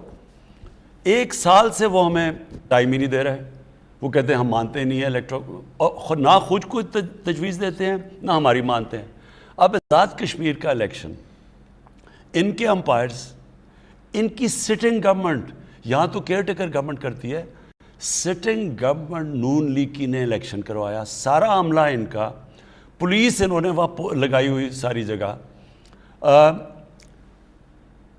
الیکشن کمیشن ان کی مرضی کی. پھر ہاں جو سینئر ممبر الیکشن کمیشن کا تھا وہ نون کے وزیر اعظم کا ہم زلف تھا. تو پھر دھاندلی کیسے ہو گئی؟ دھاندلی تو جب تک الیکشن کمیشن آپ کے ساتھ نہیں ملتی دھاندلی نہیں ہو سکتی. تو اور وہ پھر سیالکوٹ کا الیکشن ہو گیا. اب وہ بھی ہار گئے ہیں اور وہ ان کا گڑھ تھا. ہاں یہ فواد چودھری ریمائنڈ کر رہے ہیں کہ دھاندلی کے الزامات آزاد کشمیر میں کدھر سے لگائے گئے؟ وزیر اعظم نے بیٹھ کے وزیر اعظم ہاؤس سے لگائے ہیں. تو یہ ایسی بھی دھاندلی کبھی نہیں دیکھی تھی کہ وزیر اعظم بھی آپ کا، عملہ بھی آپ کا. تو وہ اس کا حل ایک ہے، الیکٹرانک ووٹنگ مشینز. اور اس کے اوپر ہم نے پورا زور لگا دیا ہے. ہم نے اس کے اوپر ہماری جو سائنس اور ٹیکنالوجی کی منسٹری انہوں نے ڈیولپ بھی کر دی ہے. ہم سارے میڈیا کو دکھا رہے ہیں. ہم بلکہ چاہتے ہیں کہ سارے جو میڈیا کے الیکشنز ہیں، جو بارز کی الیکشنز ہیں، سارے وہ الیکٹرانک ووٹنگ مشین سے کروائیں. اور انشاءاللہ یہ پھر یعنی آپ قوم سب سمجھ جائے گی کہ ایک ہی طریقہ ہے کہ یہ سارے مسئلے جو دھاندلی کے ہیں وہ ختم ہوئیں. جب امریکہ میں ڈونلڈ ٹرمپ نے کہا کہ دھاندلی ہوئی ہے، دھاندلی سے ہرایا گیا ہے، تو وہ کیوں نہیں ثابت کر سکا دھاندلی؟ کیونکہ وہاں الیکٹرانک ووٹنگ مشینز تھی.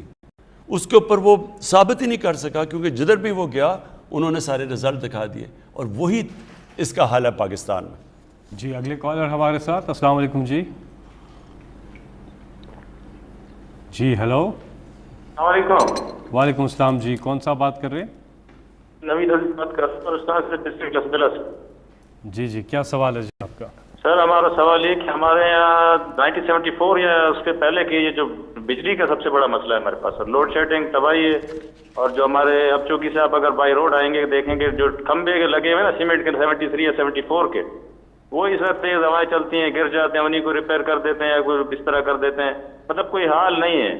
تو میں چاہ رہا تھا یہ میرا سوال کہ سوال کیا بس ایک طرح سے ریکویسٹ ہماری سر تو اس سے کیا جائے سر. دیکھیے جی میں پہلے بجلی کا ان گرمیوں میں بڑی مشکلات کا لوگوں کو سامنا کرنا پڑا. لوڈ شیڈنگ بھی زیادہ تھی, گرمی شدید تھی, اور بلوچستان میں ایک اور مسئلہ آ گیا کیونکہ جو گوادر تک ہم ایران سے بجلی لیتے ہیں, ایران میں اتنی گرمی پڑی کہ ایران کی خود بجلی کی اتنی کنزمپشن ہوگی کہ ایران بھی ہمیں بجلی نہیں دے سکا کیونکہ وہاں ادھر شارٹیج ہوگی ایران کے اندر. تو ہمارا مسئلہ ذرا آپ نے سمجھنا, ہم نے بجلی تو زیادہ بنا دی پاکستان میں, لیکن جو بجلی کو پہنچانے کے لیے جو ٹرانسمیشن لائنز ہیں وہ پرانی ہیں صاحب. اب مثلا پشاور ہے, جو خاص طور پر پشاور ویلی کے اندر, وہاں جو ٹرانسمیشن لائنز ہیں وہ اتنی پرانی ہیں کہ جب بجلی کا پریشر بڑھا تو جب ہم نے بجلی پہنچانے کی بھی کوشش کی وہ پہنچتی نہیں تھی کیونکہ وہ ٹرانسمیشن لائنز کیری نہیں کر سکتی تھی.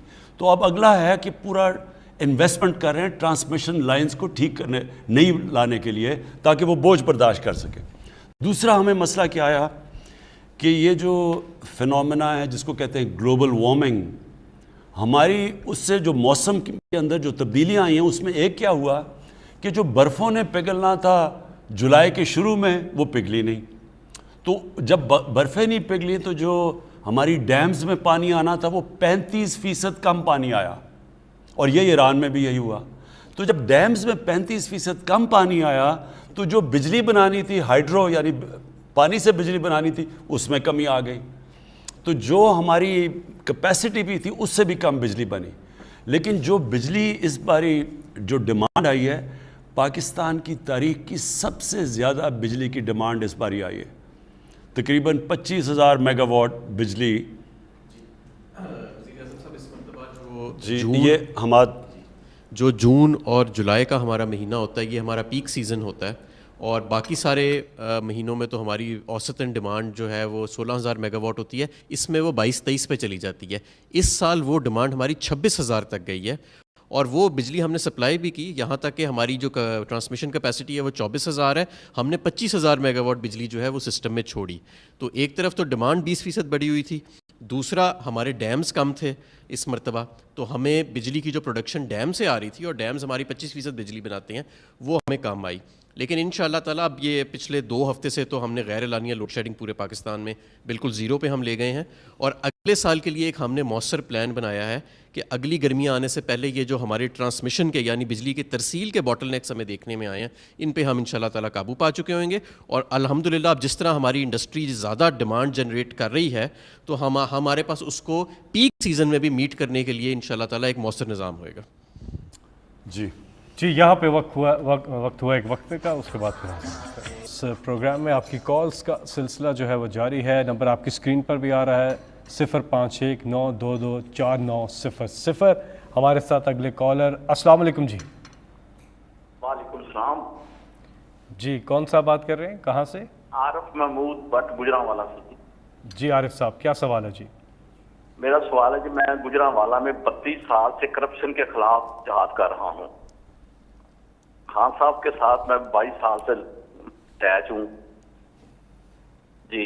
اور گجرانوالا کارپوریشن میں 2 سال جب سے یہ دوبارہ کارپوریشن بحال ہوئی تھی 2017 میں, جو میئر شپ آئے تھے انہوں نے جو کرپشن کی ہے, مجھے انہوں نے پہلے اپنی سیٹ سے اتار دیا. جب آپ کی دور واپس آیا, وہ چیئرمین واپس گیا تو مجھے لگایا گیا اور وہ کہا گیا کہ آپ نے کرپشن پکڑنی ہے.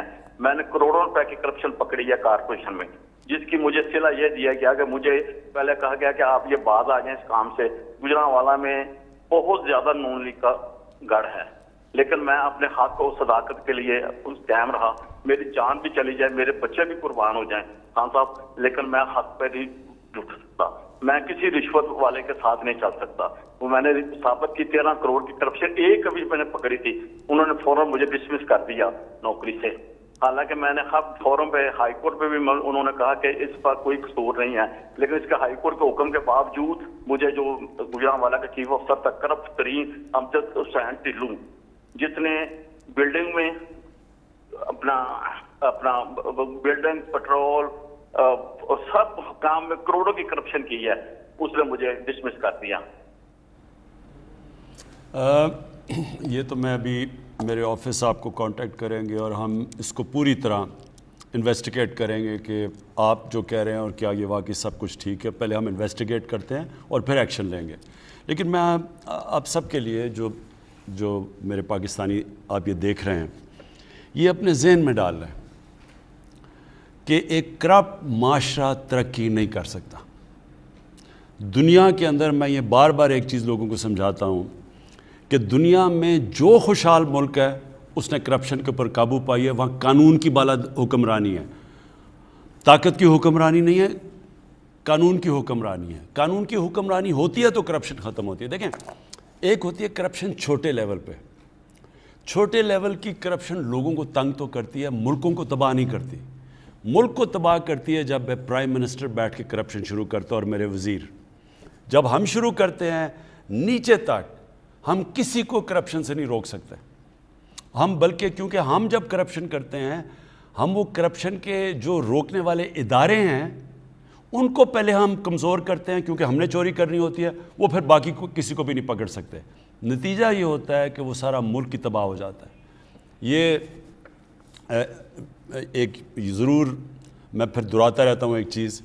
ایک ہے پینل بنائی ہے یونائٹڈ نیشنز کے سیکرٹری جنرل نے, اس کو کہتے ہیں فیکٹ آئی پینل. اس پینل نے بڑی محنت کر کے ریسرچ کر کے وہ ایک نتیجے آئے ہیں سامنے, اور وہ آپ یہ سمجھ جائیں کہ جو ان کی فائنڈنگز ہیں وہ بتاتی ہیں کہ غریب ملک غریب کیوں ہیں. اس فائنڈنگ کے مطابق غریب ملک یا ڈیولپنگ ورلڈ سے ہر سال 1000 ارب ڈالر ادھر سے چوری کر کے منی لانڈرنگ ہو کے آف شور اکاؤنٹس میں اور بڑی بڑی لنڈن جیسی مے فیئر جیسی پراپرٹیز میں یہ غریب ملکوں سے پیسہ جاتا ہے وہاں امیر ملکوں میں. غریب ملک غریب ہوتے جا رہے ہیں, امیر ملک امیر ہوتے جا رہے ہیں. ان کا چوری کا پیسہ سارا ادھر چلا جاتا ہے. جس طرح جب انگریز آیا ہندوستان میں تو مغلوں کے دور میں ہندوستان سپر پاور سمجھی جاتی تھی دنیا کی. 24% دنیا کی جو دولت تھی وہ ہندوستان میں تھی. جو 24% دنیا کا جی ڈی پی ہندوستان کا تھا. جب وہ انگریز 200 سال کے بعد چھوڑ کے گیا تو ہندوستان کا 3% شیئر رہ گیا تھا دنیا کے جی ڈی پی میں. صرف 3% دولت ہندوستان کی تھی. باقی جو انگلینڈ تھا اس کی 24% ہو گئی تھی. تو یہاں سے پیسہ سارا جو چوری کر کے لوٹ کے ادھر چلا گیا. اب یہی کرپٹ جو حکمران ہیں اور جو ان کے ساتھ ساتھی ہیں وہ یہی کر رہے ہیں سارے غریب ملکوں سے. ہر سال پیسہ چوری ہو کے ان کا امیر ملکوں میں چلا جاتا ہے. جو نوکریاں یہاں نکلنی ہوتی ہیں وہ نوکریاں ادھر ہوتی ہیں. نہ یہاں ہم اپنے لوگوں کو تعلیم دے سکتے ہیں, نہ علاج کروا سکتے ہیں کیونکہ پیسہ چوری. اور پھر روپے کے اوپر پریشر, کیونکہ ڈالر لے کے ڈالر خرید کے باہر بھیجنے ہوتے ہیں. تو جب ڈالر کی کمی ہوتی ہے روپیہ گرتا ہے, ساری چیزیں مہنگی ہو جاتی ہیں جو باہر سے آپ امپورٹ کرتے ہیں. تو یہ کتنا بڑا المیہ ہے. یہ جو جنگ ہے کرپشن کے خلاف, یہ پاکستان کی جنگ ہے. یہ اصل میں قانون کی حکمرانی کی جنگ ہے. جو کرپشن اس وقت جنگ چل رہی ہے ہمارے ملک میں, جو طاقتور کرپٹ لوگ ہیں وہ اپنے لیے این آر او مانگ رہے ہیں کہ ہمارے ساتھ کوئی ڈیل کر لو. جو جنرل مشرف نے کی تھی ڈیل, وہ میرے سے بھی وہی مانگ رہے ہیں. اور وہ سارا وقت بلیک میل کرتے ہیں ملک کو کہ جی اگر آپ نے ہمارے اوپر ہاتھ ڈالا تو ہم آپ کی گورنمنٹ گرا دیں گے. یہی ساؤتھ افریقہ کے اندر ہوا. ان کے پریزیڈنٹ نے کرپشن کی, اس کا نام زوما تھا. زوما کے اوپر انہوں نے ہاتھ ڈالنے کی کوشش کی ساؤتھ افریقہ کی گورنمنٹ نے. انہوں نے سڑکوں میں اس نے لوگ نکال لیے, مظاہرے شروع ہو گئے اور وہ گورنمنٹ پیچھے ہٹ گئی. یہی یاد رکھیں کہ ایک طاقتور اور کمزور اور غریب اور امیر ملک میں فرق ہی ہے. کسی ویسٹرن ڈیموکریسی کے اندر کسی کی جرت نہیں ہے کہ اگر اس کے اوپر کرپشن کا ایلیگیشن ہے پرائم منسٹر پہ, اس کے وزیروں پہ, وہ یہ نہیں کہہ سکتا کہ جی میں جواب ہی نہیں دوں گا, آپ کون ہوتے ہیں, میرے اوپر سیاسی انتقامی کارروائی ہو رہی ہے. ان کو جواب دینا پڑتا ہے. اور یہی فرق ہے وہاں. اور یہی ہم پاکستان کی فیوچر کی جنگ لڑ رہے ہیں, اپنے آنے والی نسلوں کی. یہی رول آف لاء کی جنگ ہے, قانون کی حکمرانی کی. یہ سوال جو ہے بزی ہیں تو یہ کشمیر سے बड़ा मैं समझता हूँ इम्पोर्टेंट इन्होंने किया है, क्योंकि हमारे साथ भी पाकिस्तान में भी यही हुआ था। आज़ाद कश्मीर कानून साज असम्बली ने 28 मई 2021 को एक काला कानून पास किया है, जिसके तहत आर्जी, कॉन्ट्रैक्ट और एडहॉक भर्तियाँ बग़ैर टेस्ट और इंटरव्यू जो अपने दौर में इन्होंने लोग भर्ती किए हैं, उनको ग्रेड 1 से लेके ग्रेड 18 तक उन्हें मुस्तकिल कर दिया, जिस पर रियासती अवाम फ़िक्रमंद है। यानी लोगों को एडहॉक भर्ती किया और अब जाते जाते उन सब को कंफर्म कर दिया, जैसे कि यहाँ पे भी आपको पता है सर, ऐसे ही इन्होंने। देखिए ये कौम के लिए इदारे क्यों तबाह हुए हैं पाकिस्तान के, यही पीटीवी था। एक वक्त पे हिंदुस्तान में पाकिस्तान का पीटीवी देखा जाता था। ये पीआईए था जो दुनिया की टॉप एयरलाइन मानी जाती थी। हमारा ये जो वापडा था, ये जाके बाहर कॉन्ट्रैक्ट्स करते थे पाकिस्तान से। हमारा जो नेस्पाक था वो मिडल ईस्ट में जाके कॉन्ट्रैक्ट्स करता था। तो हमारे आहिस्ता आहिस्ता ये इतने बड़े इदारे क्यों तबाह हुए? सारों के अंदर सियासी भर्तियां करके, सिफारिशों को डाल के ऐसे इन्होंने बुरे हालात किए हैं इदारों के कि आप ये देखें कि जो पेंशन्स हैं आप इदारों की वो इतनी बढ़ गई हैं कि वो तकरीबन जो बजट होता है उसमें ज़्यादातर पेंशन में चला जाता है। तो ना कोई डेवलप कर सकता है, ना इदारा आगे बढ़ सकता है, ना जिस काम के लिए वो इदारा बना होता है ना वो काम पूरा कर सकता है। अब ये आज़ाद कश्मीर में जो किया इन्होंने, ये क्या किया होगा कि मैंने अगर इलेक्शन जीतना है, मैंने अपने लोग भर दिए, जी अच्छा जी मैं आपको नौकरियां दे दूंगा। मैंने अपनी इलेक्शन जीतने के लिए लोगों की भर्ती करवा दी, मुल्क को मैंने तबाह करवा दिया। यानी मुल्क को सारे ये जो इदारे थे, स्टील मिल की मैं आपको मिसाल देता हूँ। स्टील मिल 2008 में 8 अरब रुपया का नफ़ा था स्टील मिल में, जो पड़ा हुआ था स्टील मिल में। आई पीपल्स पार्टी की गवर्नमेंट, वही स्टील मिल इन्होंने पहले गलत भर्तियां कराई, फिर उन्होंने करप्शन की। वही स्टील मिल 5 साल 6 साल के बाद बंद हो गई और 300 अरब रुपए का उसके ऊपर खसारा हो गया और आज भी बंद पड़ी हुई है। इसी तरह पीआईए जैसी 2008 में ये पीपल्स पार्टी की हुकूमत आई, इन्होंने जो सिफारिशी में जो लोगों को निकाला गया था, जो इनके सिफारिशों को सबको वापस भर्ती किया। उनकी जब सैलरीज आई वही पीआईए नुकसान के अंदर चला गया। तो देखें, या हमने मुल्क को चलाना है एक अमानत रख के, या फिर हमने अपनी 5 साल की सियासत चमकाने के लिए, अपने फ़ायदा करवाने के लिए मुल्क को तबाह करना है। तो ये बिल्कुल फवाद चौधरी ठीक कह रहे हैं। ये सिर्फ़ और सिर्फ सियासी तौर पर भर्तियाँ की गई और ये इंशाल्लाह अब हमारी गवर्नमेंट आई है, इनको हम सबको रिव्यू करेंगे। जी हमारे साथ अगले कॉलर। अस्सलाम वालेकुम जी। अस्सलाम वालेकुम sir, this is Ayesha Khan from Rawalpindi. जी जी, कौन बात कर रही है, कहाँ से? Sir, this is Ayesha Khan from Rawalpindi. जी जी, क्या सवाल है आपका वज़ीर आज़म साहब से? I would like to ask about the water reservoirs of Pakistan, and you were checking me in this regard that Pakistan has the lowest dam storage capacity, and the country is yet to build a dam large enough to meet its water demand. They have been criticizing that the government during their reign or time period, but I would love to know that what is your government doing and what are your set plans and when will dams. ठीक है, इस पे आशा उर्दू में बात कीजिए। दूसरी चीज़ ये कि डैम्स के हवाले से अभी थोड़ी देर पहले बात हो चुकी है, कोई और अगर आपका सवाल है तो बताइएगा। नहीं, डैम्स का मैं सिर्फ आपके लिए आयशा मैं आपको बता दूं, 50 साल में पाकिस्तान में बड़ी डैम्स बनाई नहीं गई, जिसका बहुत बड़ा हमें नुकसान हो। मैं आप पहले समझेंगे डैम्स क्यों ज़रूरत है पाकिस्तान में।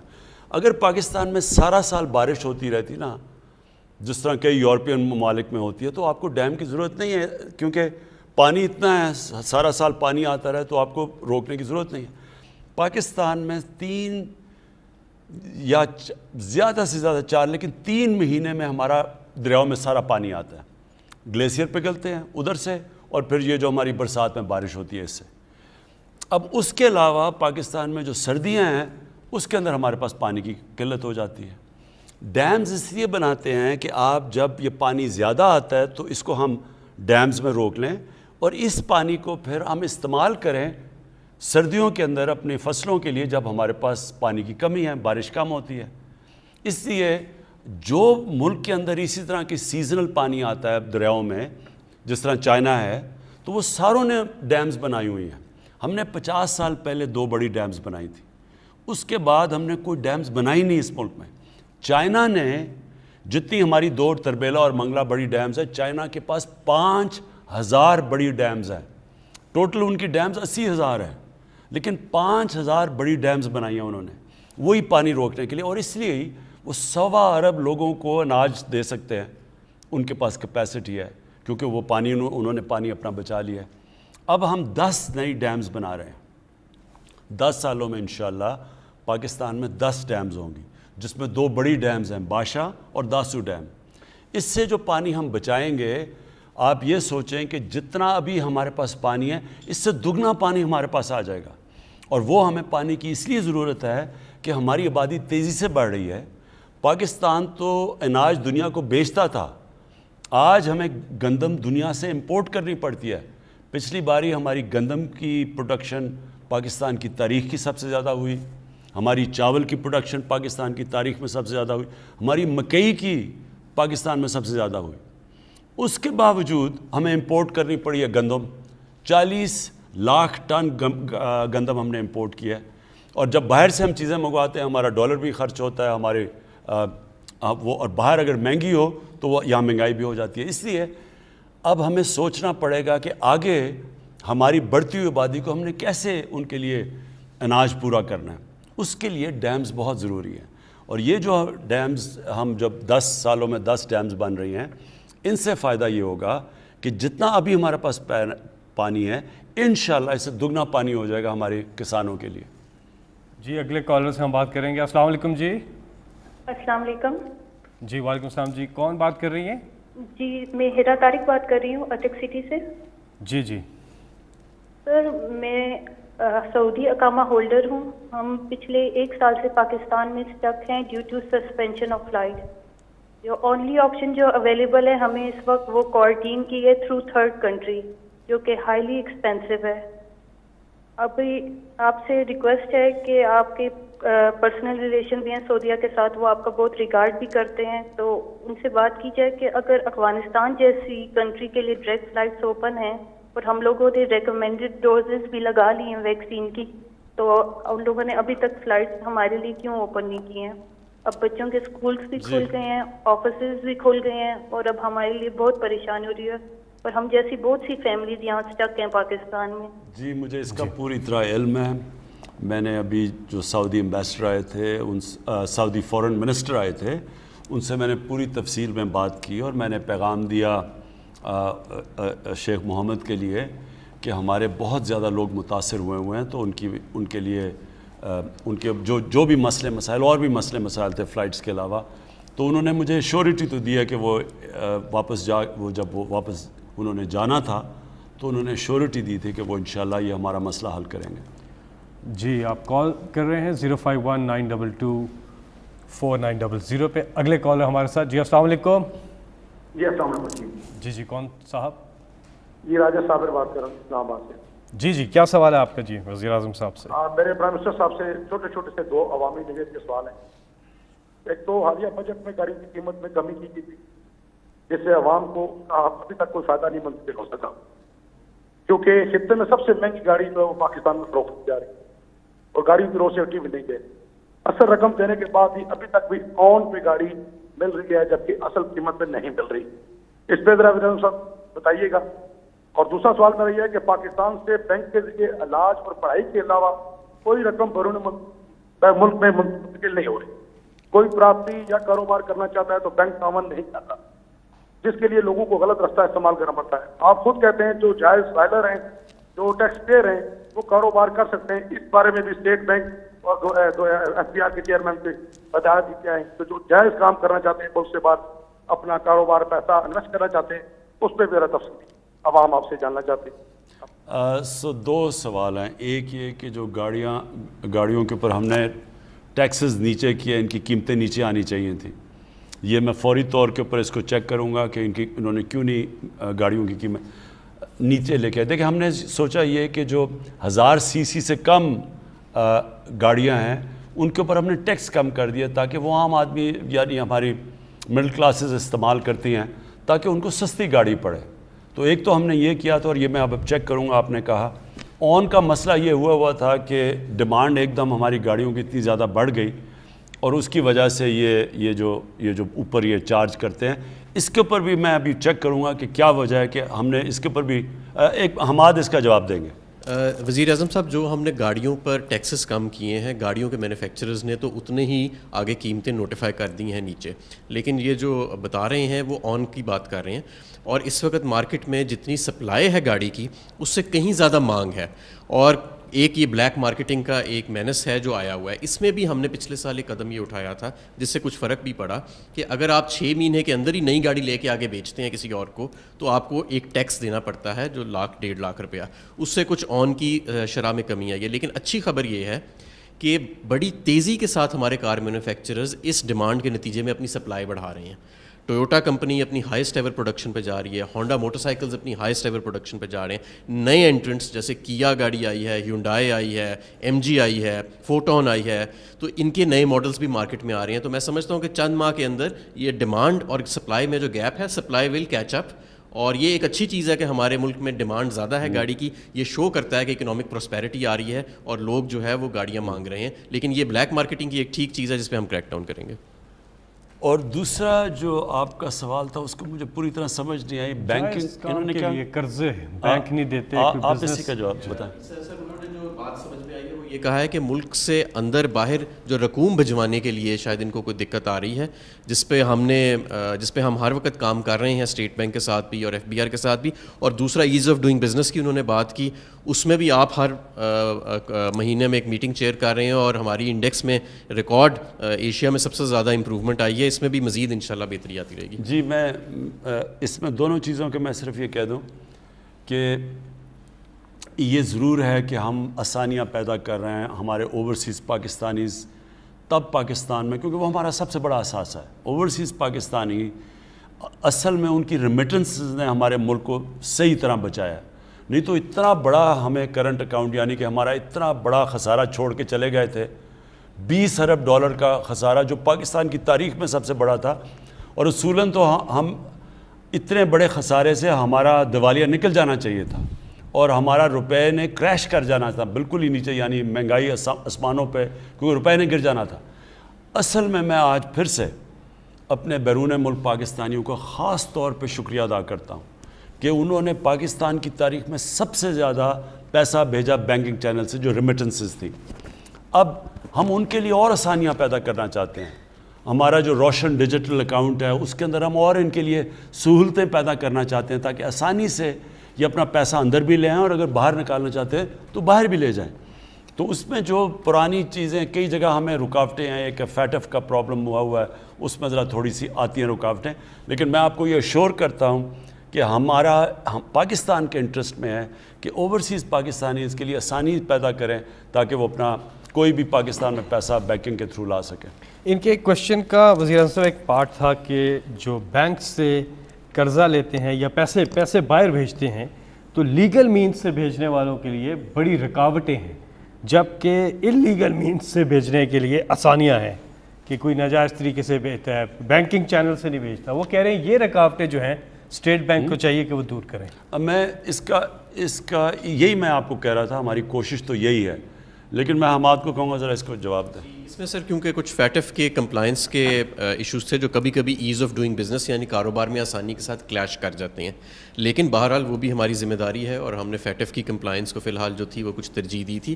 But at the same time state bank of Pakistan جو ہے وہ نئی اسکیمز لا رہا ہے جہاں پہ پیسے کا اندر آنا اور جانا ڈیجیٹل مینز کے ذریعے جو ہے وہ آسان ہوئے گا. پہلے بھی کافی آسان ہوا ہے، ہماری ریمیٹنسز 23 ارب، ہم جب آئے تھے $21 ارب تھیں، اب $29 ارب کے قریب ہم نے کلوز کیا ہے. تو کچھ آسانی آئی ہے اور کچھ ہم کریک ڈاؤن انلیگل کے اوپر بھی ہم نے بڑا میسو اسکیل پہ شروع کیا ہوا ہے. جی اگلے کالر ہمارے ساتھ. السلام علیکم. جی جی وعلیکم السلام. جی کون صاحب کہاں سے بات کر رہے ہیں؟ جی کیا سوال ہے آپ کا وزیر اعظم صاحب سے؟ میں ڈائریکٹ خان صاحب سے بات کروں گا. السلام علیکم خان صاحب. جی وعلیکم السلام. سر میرا نام ولایت خان ہے، میں پاکستان سوسائٹی ڈنمارک کی طرف سے فون کر رہا ہوں.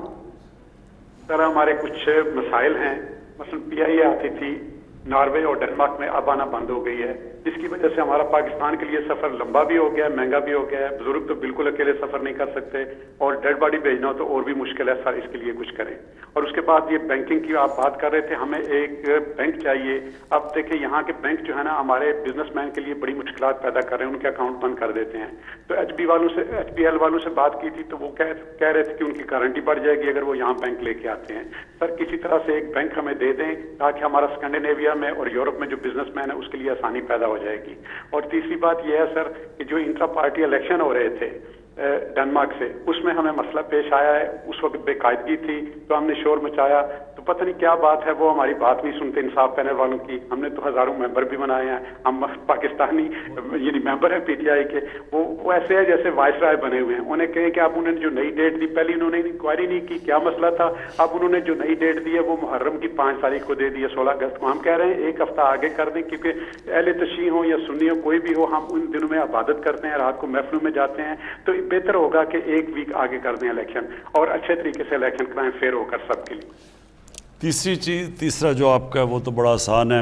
मैं वाइस रॉय साहब से कहूँगा कि आपकी ज़रूर बात पहुँचाऊँगा कि आगे डेट भी करें और आपसे पूरा सुने आपकी जो प्ली है आपकी। पहली जो 2 चीज़ें हैं, PIA का हमें थोड़ा सा मसला है, हम तकरीबन कंप्लाई कर चुके हैं। वो जो आया था पायलट लाइसेंस के ऊपर जो मसला आया था, हमें उम्मीद तो है कि अब वापस हमें फ़्लाइट्स की इजाज़त मिल जाएगी और मुझे पता है ओवरसीज़ पाकिस्तानीज़ के लिए बड़ा मसला बना हुआ है।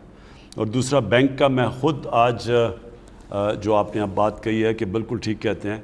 अभी मैं उज़्बेकिस्तान गया था तो वहाँ भी ये डिमांड आई कि हमारा एक बैंक होना चाहिए। जो बिजनेसेस वहाँ थी, पाकिस्तानी जो बिज़नेस करते हैं, उन्होंने कहा वहाँ बैंक अगर हो पाकिस्तान का जो, और हम कोशिश करें नेशनल बैंक को वहाँ ले जाने की, तो आसान हो जाएगा बिज़नेस करने के लिए। तो इंशाल्लाह मैं ये स्कैंडिनेविया के ऊपर भी बात करूँगा। जी, इसी से जुड़ा एक सवाल है। अकील अराई पूछते हैं सोची कि ओवरसीज़ को वोटिंग का कब तक जो अमल है वो कंप्लीट हो जाएगा? देखिए हम 2 चीज़ें कर रहे हैं, एक इलेक्ट्रॉनिक वोटिंग मशीन्स, और इसके ऊपर हम बहुत आगे निकल चुके हैं। बस सिर्फ हमने अब इलेक्शन कमीशन को कन्विंस करना है कि इसके अलावा जब भी आप इलेक्शन करवाएंगे, इलेक्ट्रॉनिक वोटिंग मशीन्स के बगैर आप इलेक्शन करवाएंगे पाकिस्तान में, हमेशा जो हारेगा वो कहेगा जी धांधली हुई। वो जब जीतेंगे ठीक होगा इलेक्शन, लेकिन जब वो हारेंगे तो धांधली हुई। इसलिए एक ही इसका रास्ता है, तो एक तो वो है, और दूसरा जो हमारा 90 लाख ओवरसीज़ पाकिस्तानी है, इसका मॉडर्न टेक्नोलॉजी का इस्तेमाल करते हुए हमारी कोशिश ये है कि वोटिंग करवाएं। अब इसके ऊपर ट्रायल्स कर रहे हैं। हमारे नादरा के हेड आए हुए हैं तारिक मलिक, इनके अंदर बड़ी इस चीज़ में वो सलाहियत रखते हैं कि वो कौन सा सिस्टम हम डेवलप करें ताकि वोटिंग हो सके। अगर वोटिंग ना भी हुई तो हमने पोस्टल बैलेट तो ज़रूर करवानी है। ओवरसीज़ पाकिस्तानीज़ को हमने ज़रूर, वो इतना बड़ा हमारा मुल्क का असासा है, उसको ज़रूर हमने दायरे में लेके आना है इलेक्शंस के। यहाँ पे हम एक छोटा सा वक्फा लेंगे और उसके बाद फिर वापस आना। कितना टाइम रह गया? बलोची, बंगाली, पठान या पंजाबी नहीं है, हमें सिर्फ और सिर्फ अपने पाकिस्तानी होने पर फख्र होना चाहिए।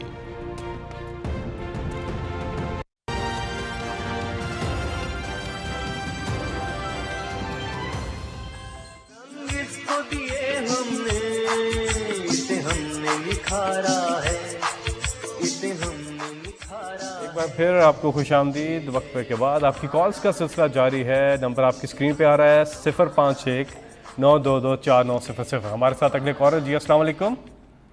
अस्सलाम वालेकुम। जी वालेकुम सलाम। जी सर, मेरा नाम तहरीम रिफत है, मैं चहलम सिटी से बात कर रही हूँ। मोहतरम प्राइम मिनिस्टर साहब, मेरा सवाल ये है कि आप हमेशा ही रियासत मदीना की बात करते हैं, जिसे सुनकर बहुत खुशी होती है, लेकिन वज़ीर आज़म साहब, रियासत मदीना का आगाज़ तो गुर्बत के खात्मे के लिए किया गया था। नबी करीम सल्लल्लाहु अलैहि वसल्लम ने गुर्बत के गरीब मुहाजिरीन को अमीर अंसारी का भाई बनाया, जिससे गरीब पे बोझ आने की बजाय अमीरों के वसाइल गरीबों में तकसीम हुए। लेकिन आज आपके 3 साल दौरे इक़्तिदार में महंगाई का जिन आपे से बाहर हो चुका है। बिजली और पेट्रोल की कीमतें इंतहा को छू रही हैं। अगर आप वाकई वतन अजीज पाकिस्तान को रियासत मदीना का मॉडल बनाने में मुखलिस हैं, तो प्लीज़ हमें बताएं کہ آپ کی حکومت مہنگائی کے سامنے بے بس کیوں نظر آتی ہے؟ بہت شکریہ. اچھا جی، اب میں اینڈ پہ آ رہا ہوں، تو اس لیے میں ضروری ہے کہ آپ ساروں کو اپنی جو ویژن ہے پاکستان کی وہ میں وہ بتاؤں کہ ویژن کیا ہے اور ہم کس طرح اس ویژن کی طرف جا رہے ہیں، تاکہ آپ کو یہ پتہ ہو نا قبلہ کون سا ہے ہمارا، ہم جا کدھر رہے ہیں، یعنی یہ جو ساری کوششیں کر رہے ہیں یہ کس منزل کی طرف ہے. دیکھیں، جب آپ نماز پڑھتے ہیں نا 5 وقت پہ، جب آپ اللہ سے صرف ایک ہی چیز نماز پڑھ کے مانگتے ہیں کہ اللہ ہمیں ان کے راستے پہ لگا جن کو تو نے نعمتیں بخشی ہیں، صرف ایک چیز مانگتے ہیں. یہ یاد رکھیں کہ وہ راستہ ہے، ہم منزل نہیں مانگ رہے، ہم اس راستے پہ چلتے ہیں، کیونکہ وہ راستہ، وہ منزل تو وہ اس پہ جو پہنچے ہیں وہ نبی صلی اللہ علیہ وسلم پہنچے ہیں، وہ تو ہم پہنچ نہیں سکتے، لیکن ہم اگر ان کے راستے پہ بھی چلے گئے تو یہ ملک بالکل ایک عظیم ملک بن جائے گا. یہ بنا تھا اسلامی فلاحی ریاست، یہ اس کا مقصد تھا پاکستان کا بننے کا. اب میں آپ کو بتاؤں کہ وہ راستے کے اندر کون سے اصول ہیں جن کے اوپر وہ مدینہ کی ریاست کھڑی ہوئی تھی، اور ان اصولوں کو ہم کتنا اپنا چکے ہیں. سب سے بڑا اصول یہ تھا کہ فلاحی ریاست بنی تھی غربت کم کرنے کے لیے، نچلے طبقے کو اوپر اٹھانے کے لیے بنی تھی پہلی دفعہ دنیا کی تاریخ میں. میں پہلے یہ بتاؤں گا، تو پہلا یہ آبجیکٹو تھا. دوسرا، قانون کی بالادستی. 2 خلیفہ وقت، پہلے 4 میں سے 2 خلیفہ وقت عدالت میں گئے، جبکہ ان کا کیا کردار تھا، ان کا کیا سٹیٹس تھا، خلیفہ تھے، اس کے باوجود وہ عدالت میں جا کے کھڑے ہوئے صرف ایک چیز بتانے کے لیے کہ قانون کی حکمرانی ہے، طاقت کی حکمرانی نہیں ہے. تو دوسری چیز یہ کہ کتنی ہماری جد و جہد ادھر کدھر ہے، اس راستے پہ ہم نکلے ہیں یا نہیں نکلے. اور تیسری کہ جب لا الہ الا اللہ ایک انسان پڑھ لیتا ہے تو پھر کسی اور انسان یا کسی کے سامنے جھکنا شرک ہوتا ہے. لا الہ الا اللہ ایک انسان کو آزاد کر دیتا ہے، یہ بے شرمی سے، بے غیرتی سے، ہاتھ پھیلانے سے.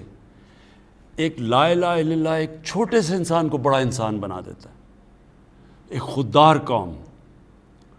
اور یہ 3 پرنسپلز پہ کھڑی ہوئی تھی مدینہ کی ریاست. جب ہمارے نبی صلی اللہ علیہ وسلم نے خط بھیجے پرشین ایمپرر کو، ایک سپر پاور، دوسری طرف رومن ایمپرر، بیزنٹائن ایمپرر ہرکلیس، اس کو جب خط بھیجا تو انہوں نے امداد مانگنے کے لیے نہیں بھیجا. انہوں نے یہ نہیں کہا ہمیں قرضے دے دو یا ہمیں ایڈ دے دو، ہمارے حالات بڑے برے، اور برے حالات تھے مسلمانوں کے. جو ابھی آپ نے سوال پوچھا، آپ نے ایک چیز 3 سال کی ابھی بات کی نا، آپ اگر تاریخ اٹھا کے پہلے 5 سال دیکھ لیں مدینہ کی ریاست کے، تو برے حالات تھے مسلمانوں کے. وہ دنیا کے عظیم ترین لیڈر بھی تھے، لیکن ایک دم حالات ٹھیک نہیں ہوئے. وہ اس راستے پہ لگے جس کی وجہ سے حالات ٹھیک ہوئے. وہ راستہ جو انہوں نے دکھایا، جو اصولوں پہ کھڑی کی، ان اصولوں نے ایک جن کی کوئی حیثیت ہی نہیں تھی عربوں کی، ان کو دنیا کی امامت کروا دی.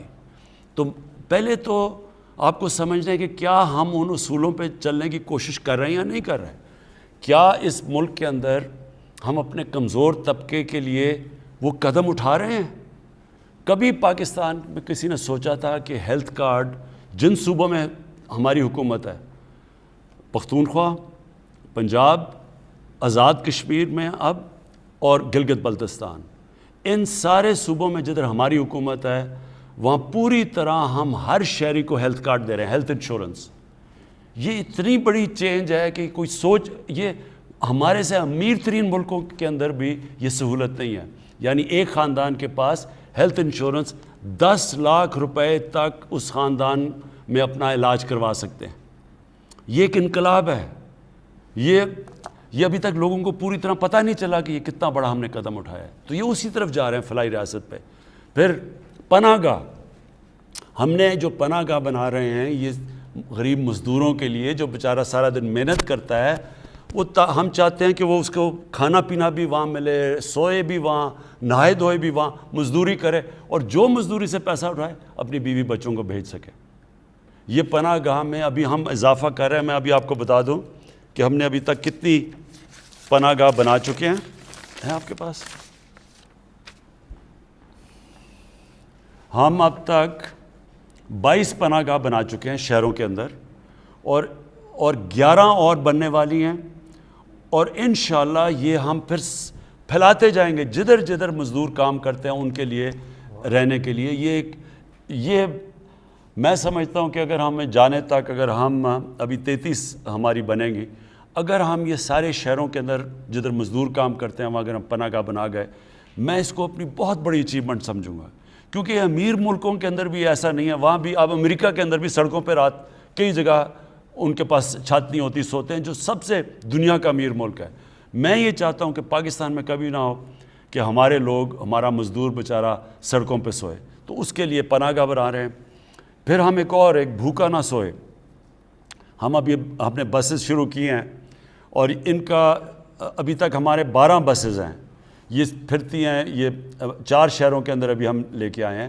یہ ٹرک ہیں, کیونکہ ایکسپیریمنٹ ابھی کر رہے ہیں کہ پہلے ہم نے تھوڑے سے پناہ گاہ بنائے, ان کو پھر ہم نے بہتر کیا, ان کی سٹینڈرڈ, ان کے SOPs بنائے, اب ہم ان کو پھیلائیں گے. اسی طرح ہم نے پہلے ایکسپیریمنٹ کیا, ہماری بس جاتی ہے غریب علاقوں میں, لوگوں کو کھانا دیتی ہے. اب ہم یہ بسز بڑھاتے جائیں گے. ابھی ہمارے پاس 12 بسز ہیں. ہمارا ہے کہ اگلے 6 مہینے میں 50 ٹرک ہمارے جائیں غریب علاقوں کے اندر, اور انشاءاللہ اس کو مزید بڑھاتے جائیں گے. اچھا جی, اس کے علاوہ جو اب ہم کرنے جا رہے ہیں وہ ہے کامیاب پاکستان. اب یہ میرا سب سے بڑا پروگرام آنے والا ہے.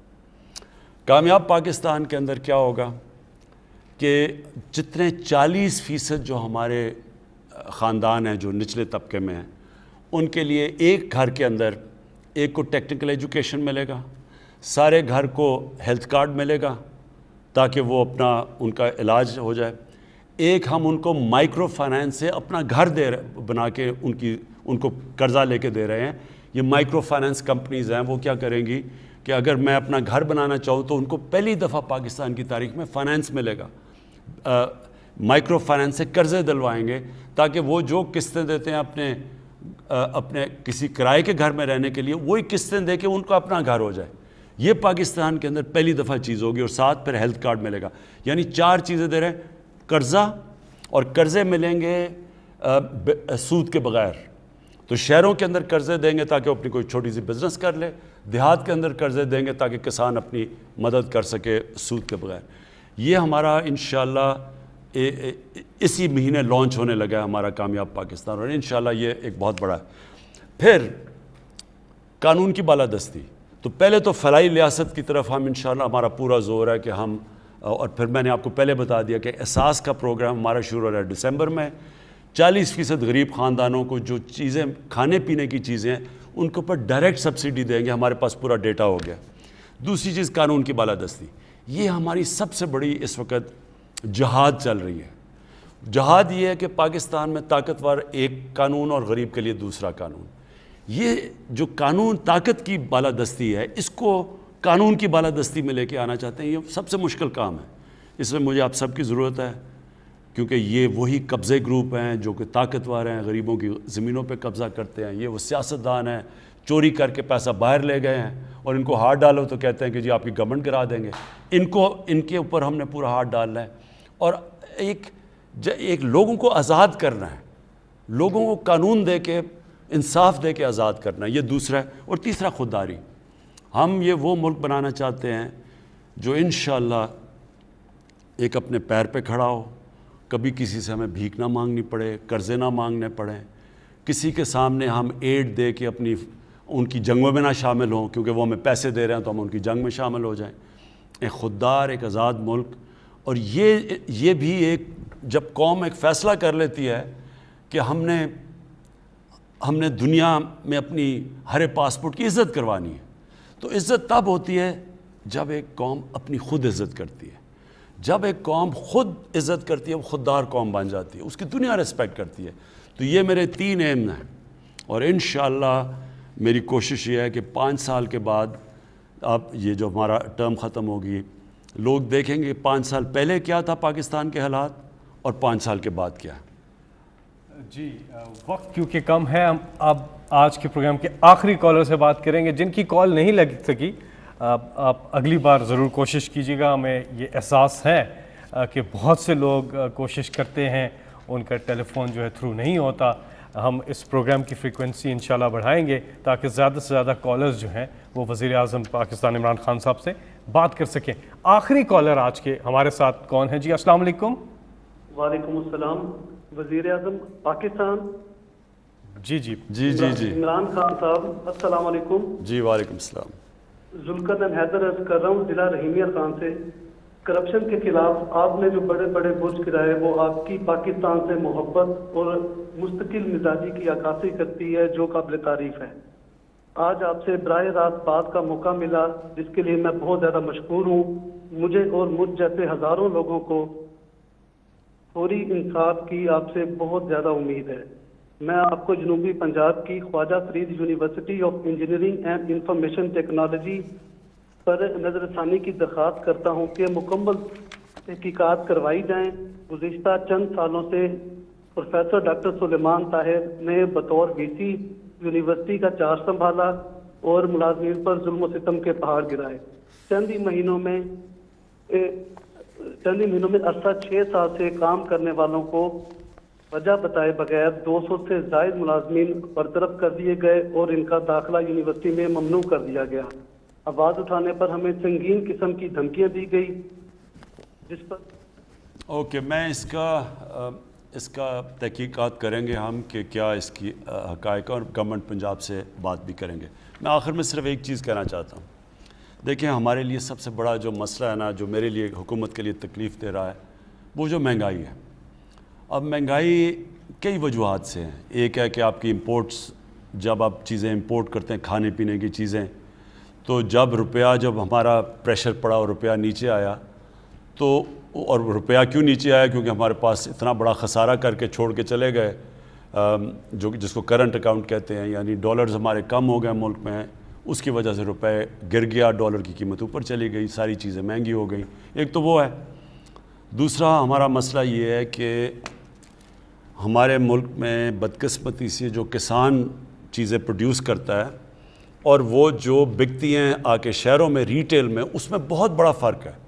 اب اس کو ہم کم کرنے کے لیے تاکہ کسان کو بھی زیادہ پیسہ ملے اور لوگوں کے لیے بھی سستی چیزیں، اس کے لیے ہم سٹوریج 800 نئی سٹوریج بنا رہے ہیں. کیونکہ کسان کے پاس اگر سٹوریج ہو جائے تو پھر اس کو جلدی جلدی اپنا سامان نہیں بیچنا پڑتا، اور پھر اس کو اگر ہم کریڈٹ دے دیں، کسان کارڈ لے کے آ رہے ہیں تاکہ اس کے پاس قرضہ بھی آ جائے تاکہ وہ آرتی کے پاس نہ جائے اور پھر اس کی بھی چیز مہنگی بکے اور لوگوں کے لیے بھی سستی ہو، تو اس کے اوپر ہم پورا کام کر رہے ہیں.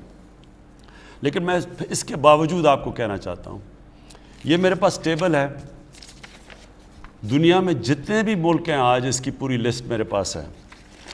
اس میں آپ یقین کریں کہ آج جو سب سے سستا ملک دنیا میں وہ کون سا ملک ہے؟ وہ آپ کا پاکستان ہے. اس وقت ہمارا ملک دنیا میں سب سے سستا ہے رہنے کے لیے.